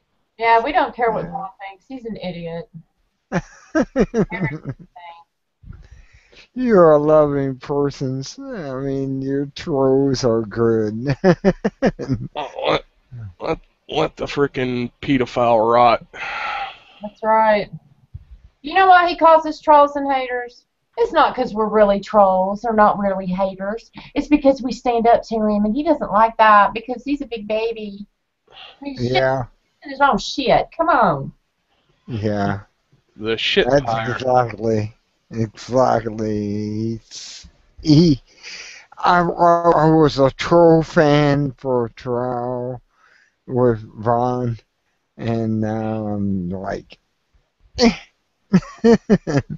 I wanted to help him if I could, but He can't be helped. He doesn't want to help himself. No, you can't help some people, and he's one of them. Spellbinder, I would just like to say that I'm glad that you took a minute to see me for who I was instead of falling into that trap that is help. you're the one that got me kicked off of their site, and I love that. And it's like, really? You kicked me off of this? I made a video, you know that, right? Right after that, I said, Yes, sir, I do. all I wanted to do is put you I on. appreciate you. Thank you. I can't believe he did what he did. Well, It was like, I know he was in charge of that channel because the British guy gave him access and he kicked me off. And as soon as he kicked me off, I went and made a video about you. I was like, what? You gonna kick me off? What the hell? There's no reason to kick me off for that. You know what, though? You need to take that as a good thing because I'm going to tell you something, Spellbinder, and I'm going to tell you this to your face. You are a good Okay. person. You're a good person. You are. You have a good heart. You are not malicious. You are not a mean-spirited person. Yeah, you drink too much, but you're not hurting anybody except yourself, you know. But you are not. You are not a mean person. You are a good person. You're strange. You're a little out there, but I happen to like that in a person. That is a redeeming quality to me. Okay? You, unlike Von Helton. Von Helton is a scumbag. He's an abuser. He is not. He has no redeeming qualities. None. True. But that is why you are a good person. That's why you need to distance yourself from people like that. Because they don't do you any good. They bring you down. And people associate you with who you hang out with. And I understand this now. I came into this Google Plus with him, and now I'm seeing what he is, and it's just, I don't know, it's corruptive. Okay. that's why I don't really even like to think about the guy too much. I mean, Jesus Christ, we're giving the guy too much attention as it is. Well, we all gonna see how he ends up. I promise you're gonna see how he ends up. Oh yeah, definitely. Yeah, exactly. And he calls me a troll now, and because I associate with you. It's like, really? Oh, that's all right. We're all domestic terrorists. We're one level up. Exactly. That's right. I want my badge that says it. Oh, come on, man. You know the truth. We're all agents. Yeah. War agent. Agent's That's right. still waiting on our first I have paycheck. a secret clearance, and Bond doesn't. Oh, no. Yeah, I got a secret clearance, not just a domestic clearance. Well, I tell you what. I know you're not a dummy because you don't get a job at Boeing and not have some brains. Well, right now, I'll make you puke. $420 a week. I should be making $15 an hour, and it's not working out. But I got my foot in the door. You got to start somewhere. Hmm. That's right. See, I have a problem that I don't really like working for bosses. That's why I went ahead and opened up my own landscaping service. That way, the only one I have to answer to are my customers. Yeah, exactly. You only answer to your customers. You don't have to answer to anyone else. And talk about a dog-eat-dog world, man. There's like a million different landscaping services that I'm competing with down here, trying to keep them off of my jobs, taking my jobs away from me, taking jobs away from them. You know, Yeah, I see. that's why I've got this little side project with the ball pythons, breeding them up and trying to get that going so I can start something new. Well, you know, I saw a study the other day, and they actually tell people this in college. A students make the best management. B students make the best workers. C and D students make the best entrepreneurs. And that's true. Mm. What about the ones that didn't go to college? They're basing that on high school, though, actually. When you come out of high school into orientation, that's pretty much what they tell you. They don't want people with a brain that think for themselves. They want worker bees. And that's why the A and B students make good worker bees. I know what you're talking about. I'm in a business where we're smarter and can read between the lines on the TOs and training orders, and we can make things faster, better. You know the funny thing about it, when I drove a truck, when I would pull up to the dock, I never went to the dock master. You know why? Because he doesn't know what the fuck's going on. He's in the office all the time. You know who you go look for to get something done? Exactly. Don't find the Harley guy riding around on the forklift. He knows everything that's going on. He knows what trucks need to go in what door. That's the person I always went to. See how it is? It's funny because I go in, like I'm going in at 7:30 tonight, so I gotta be there in about 45 minutes. But I'll drive a forklift for about the first 4 or 5 hours, and then I'll go outside and I'll spot trailers the rest of the night. But yeah, I have to know where every truck, every trailer, what dock, and we've got 18 docks, so it's very hectic. We on average it's about an hour per load, so we do quite a few. Right. Oh yeah. I agree. You have to know all this stuff. And it's just like to get certified. It's going to be another 6 months before I get certified where I understand, but I'm working on product already. And making it work. Buddy, I'm proud of you. The only direction you can go right now is up, and that's awesome. Mm-hmm. That's why you need a hobby, Spellbinder, because you need to get the stress of this job off of you. Because that's not good for you. You need to walk away from all that. Your weekend should consist of going and doing your hobby. Find something you like. Get that stress off of you. Get away from that alcohol. I'm sorry, Ray. Is there anywhere where you can go and rent watercraft? Like, could you go rent a kayak for the day? I could. Check into that, man. It's amazing how therapeutic water is. Oh, yeah. It really is. Oh, hey, time to get up. I'm a cultist on the side. I'm a cultist. I read Don Juan, and I read a lot of books on magic. Because magic is really where they're doing this stuff. Okay, again, I would have to say, who is doing what, and what does it do to you? I know what they're doing. But they're not doing anything to you. No, not to me, the whole society. You enjoy your life. And I study magic. Magic You can is study not. it, man. You know what? Take a book that you want to read out on the water with you. You can just go to fucking Walmart and buy an air mattress and go throw it in the water. I mean, get out.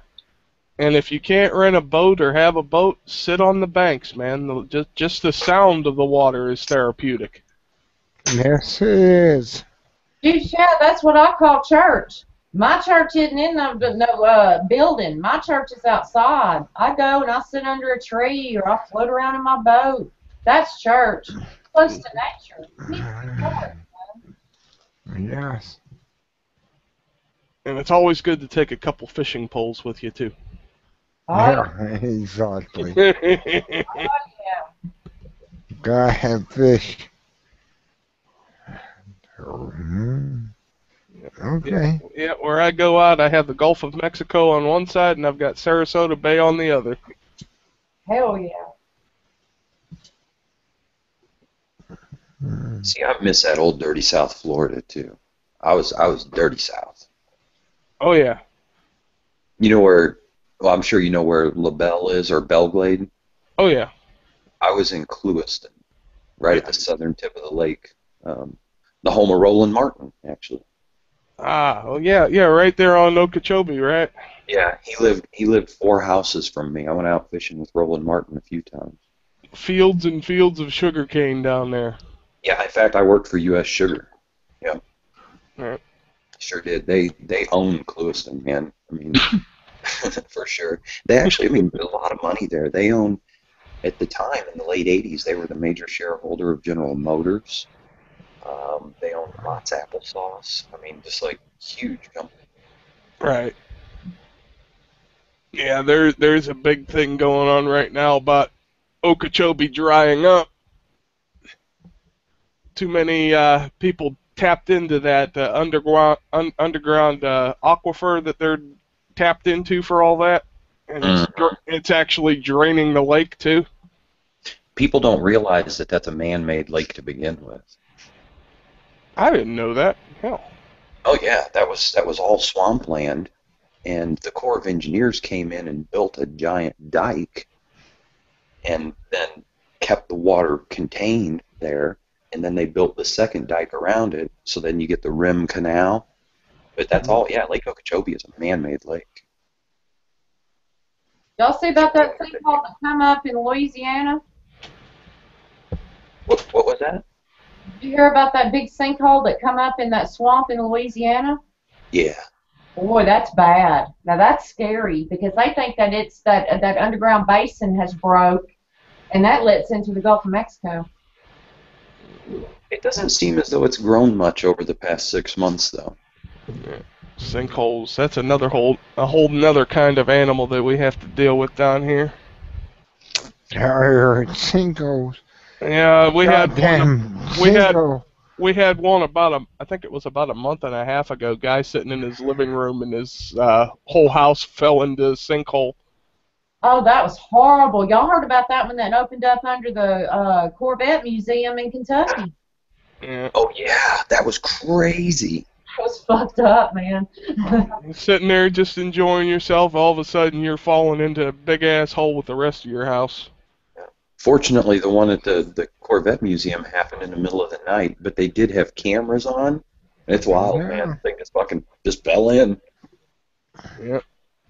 That was in New York, wasn't it? No, Kentucky. Kentucky. Oh yeah, it's Kentucky. Yeah, that's Bowling Green. Mm-hmm. Yep. And there was all these Corvettes. God damn, it was awesome Corvettes. Took out like 7 of them, and then the rest of them, I don't know if they got them out or not because they were just raw concrete that had nothing under them. Yeah, they got cranes in there and started pulling the rest of them out. I was actually looking at footage just a few days ago. They've been hauling cars out of the hole with big cranes, and they've been taking in these quadcopters with cameras and shit, getting details of the inside of the hole. Wow. But yeah, all kinds of crazy shit. Yeah, they've got a channel on YouTube. It's like Corvette Museum or something like that. Yeah. Global warming, they call it. Yeah. Well, It's not- climate change is a reality, Spellbinder. Yeah, climate change. Yes, It Not has global happened constantly. warming. It's happened constantly since this planet started forming. Yes, it has. Yeah. And if you watch Cosmos, you'll see this isn't really the most hospitable planet. It's always going through changes. Oh, I know Cosmos. Exactly. That's a cool show. It's unfortunately it's the most hospitable that we know of. Yeah. Yeah, for now. For now, we're able to deal with We're going it. into a ice age, I believe. If y'all enjoy Cosmos, there's another show on now. It's hosted by Morgan Freeman called Through the Wormhole. Have you seen that? No, haven't seen it. Man, bro, you've got to take some time and find that. Through the Wormhole with Morgan Freeman. Will do. What channel is that on? Science, I believe. Okay. Yeah, Science. I watch all my television programs when I actually watch them on the computer. Usually at work, too. That's where I watch most of what I see, yeah. Yeah. You'll have to go on my Hulu and see. Yeah. That or back in my workshop whenever I'm working on the mowers.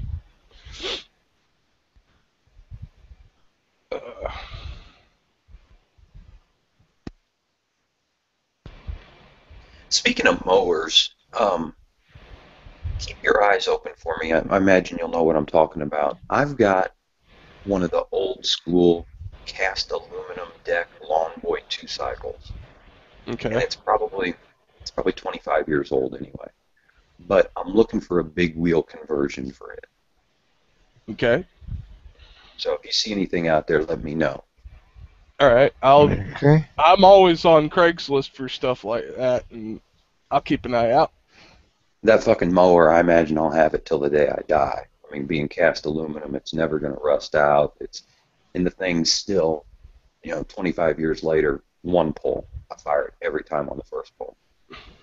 Mm-hmm. That's when stuff was built to last back in the good old days. Man, I sound more and more like my folks every day when I say stuff like that. I know, I do too. Yeah. Yeah, you're right. I remember when I was a teenager, Mom said, "You wait, you're gonna end up sounding just like me." I said, "Mom, I'm never gonna talk exactly like you." Here I am, 39 years old, and I'm like, "Damn, I'm sounding more and more like her every day." Yep. Your car, you want the car to last 35 years. Oh yeah, but companies don't want cars to last that long. Hell, they count on stuff to go bad after 5 or 6 years, so you go buy another one. That's why you buy young. Back in the 1990s and 1980s. Yeah, that's why when you find a house like Polly has, you go after it, and those things are built like brick shit houses, man. Yep. I don't own a car. I've got 7 cars, and none of them are newer than 25. Wow.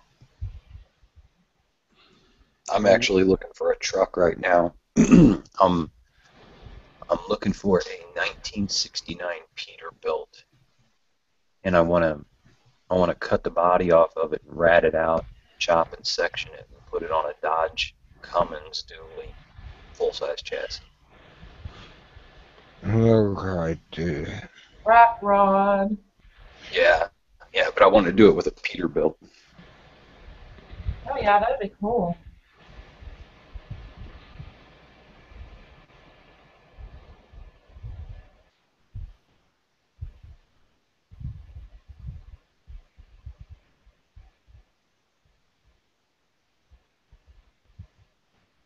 So, Mindra, are you still with us?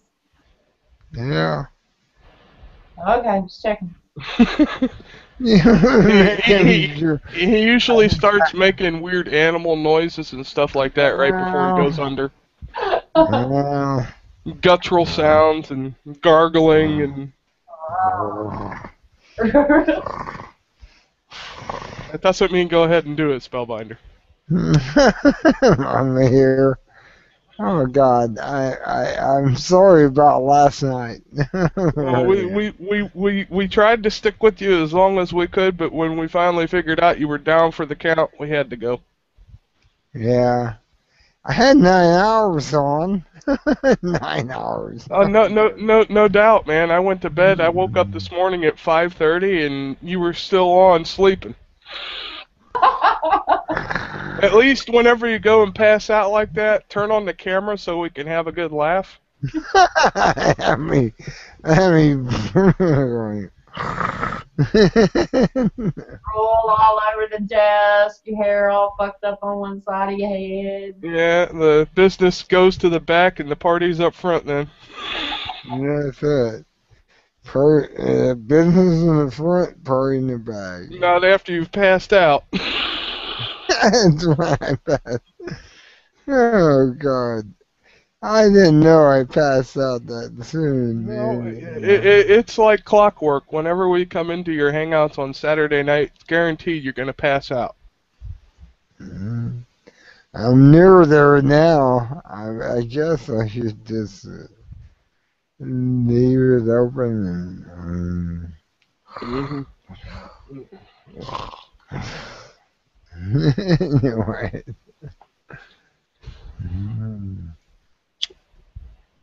But yeah, we was trying to get you to turn the camera on so we make sure you weren't choking on your own saliva there. I mean, you were sounding kind of bad, man. I didn't know I was sounding bad. You went from telling Kenny you were masturbating to you were gonna fuck him, and then you was like making all kind of weird noises and gargling and stuff, and then. That's funny. Oh no, I wasn't doing that, was I? Yeah, you were. Yeah, you were. I don't believe I did that. That tater juice will make you say and do the weirdest things, man. I'm telling you. But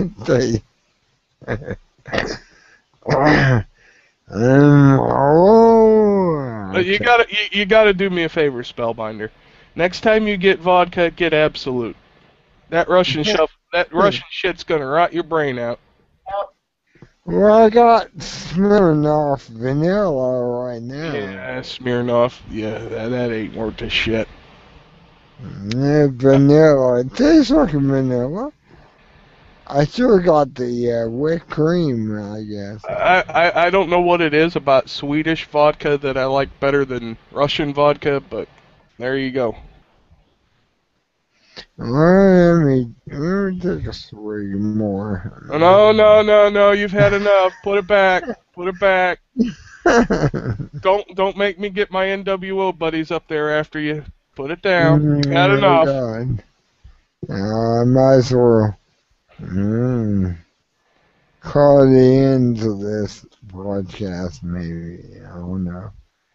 Alright, you guys can talk or whatever you want. Well, before long, I'm going to have to get off of here anyways. I got to get the kids ready to go to bed. They got school in the morning, and I've got to be up early again. So yeah, I gotta be in bed. Yeah. That's the funny thing about this time of year. Yeah. As soon as it starts getting warmed up, my business picks up big time, and I'm hardly ever able to get on. Wow. You take care. Be good. Be good at it. Yeah, I'm going to get out of here, too. I'll see y'all later. Alrighty, Raven. Good talking to you again. You too, Jim. Have a good one. You too. You too. See you later, Spellbinder. Good night. And be good or be good at it. I'm going to close this off.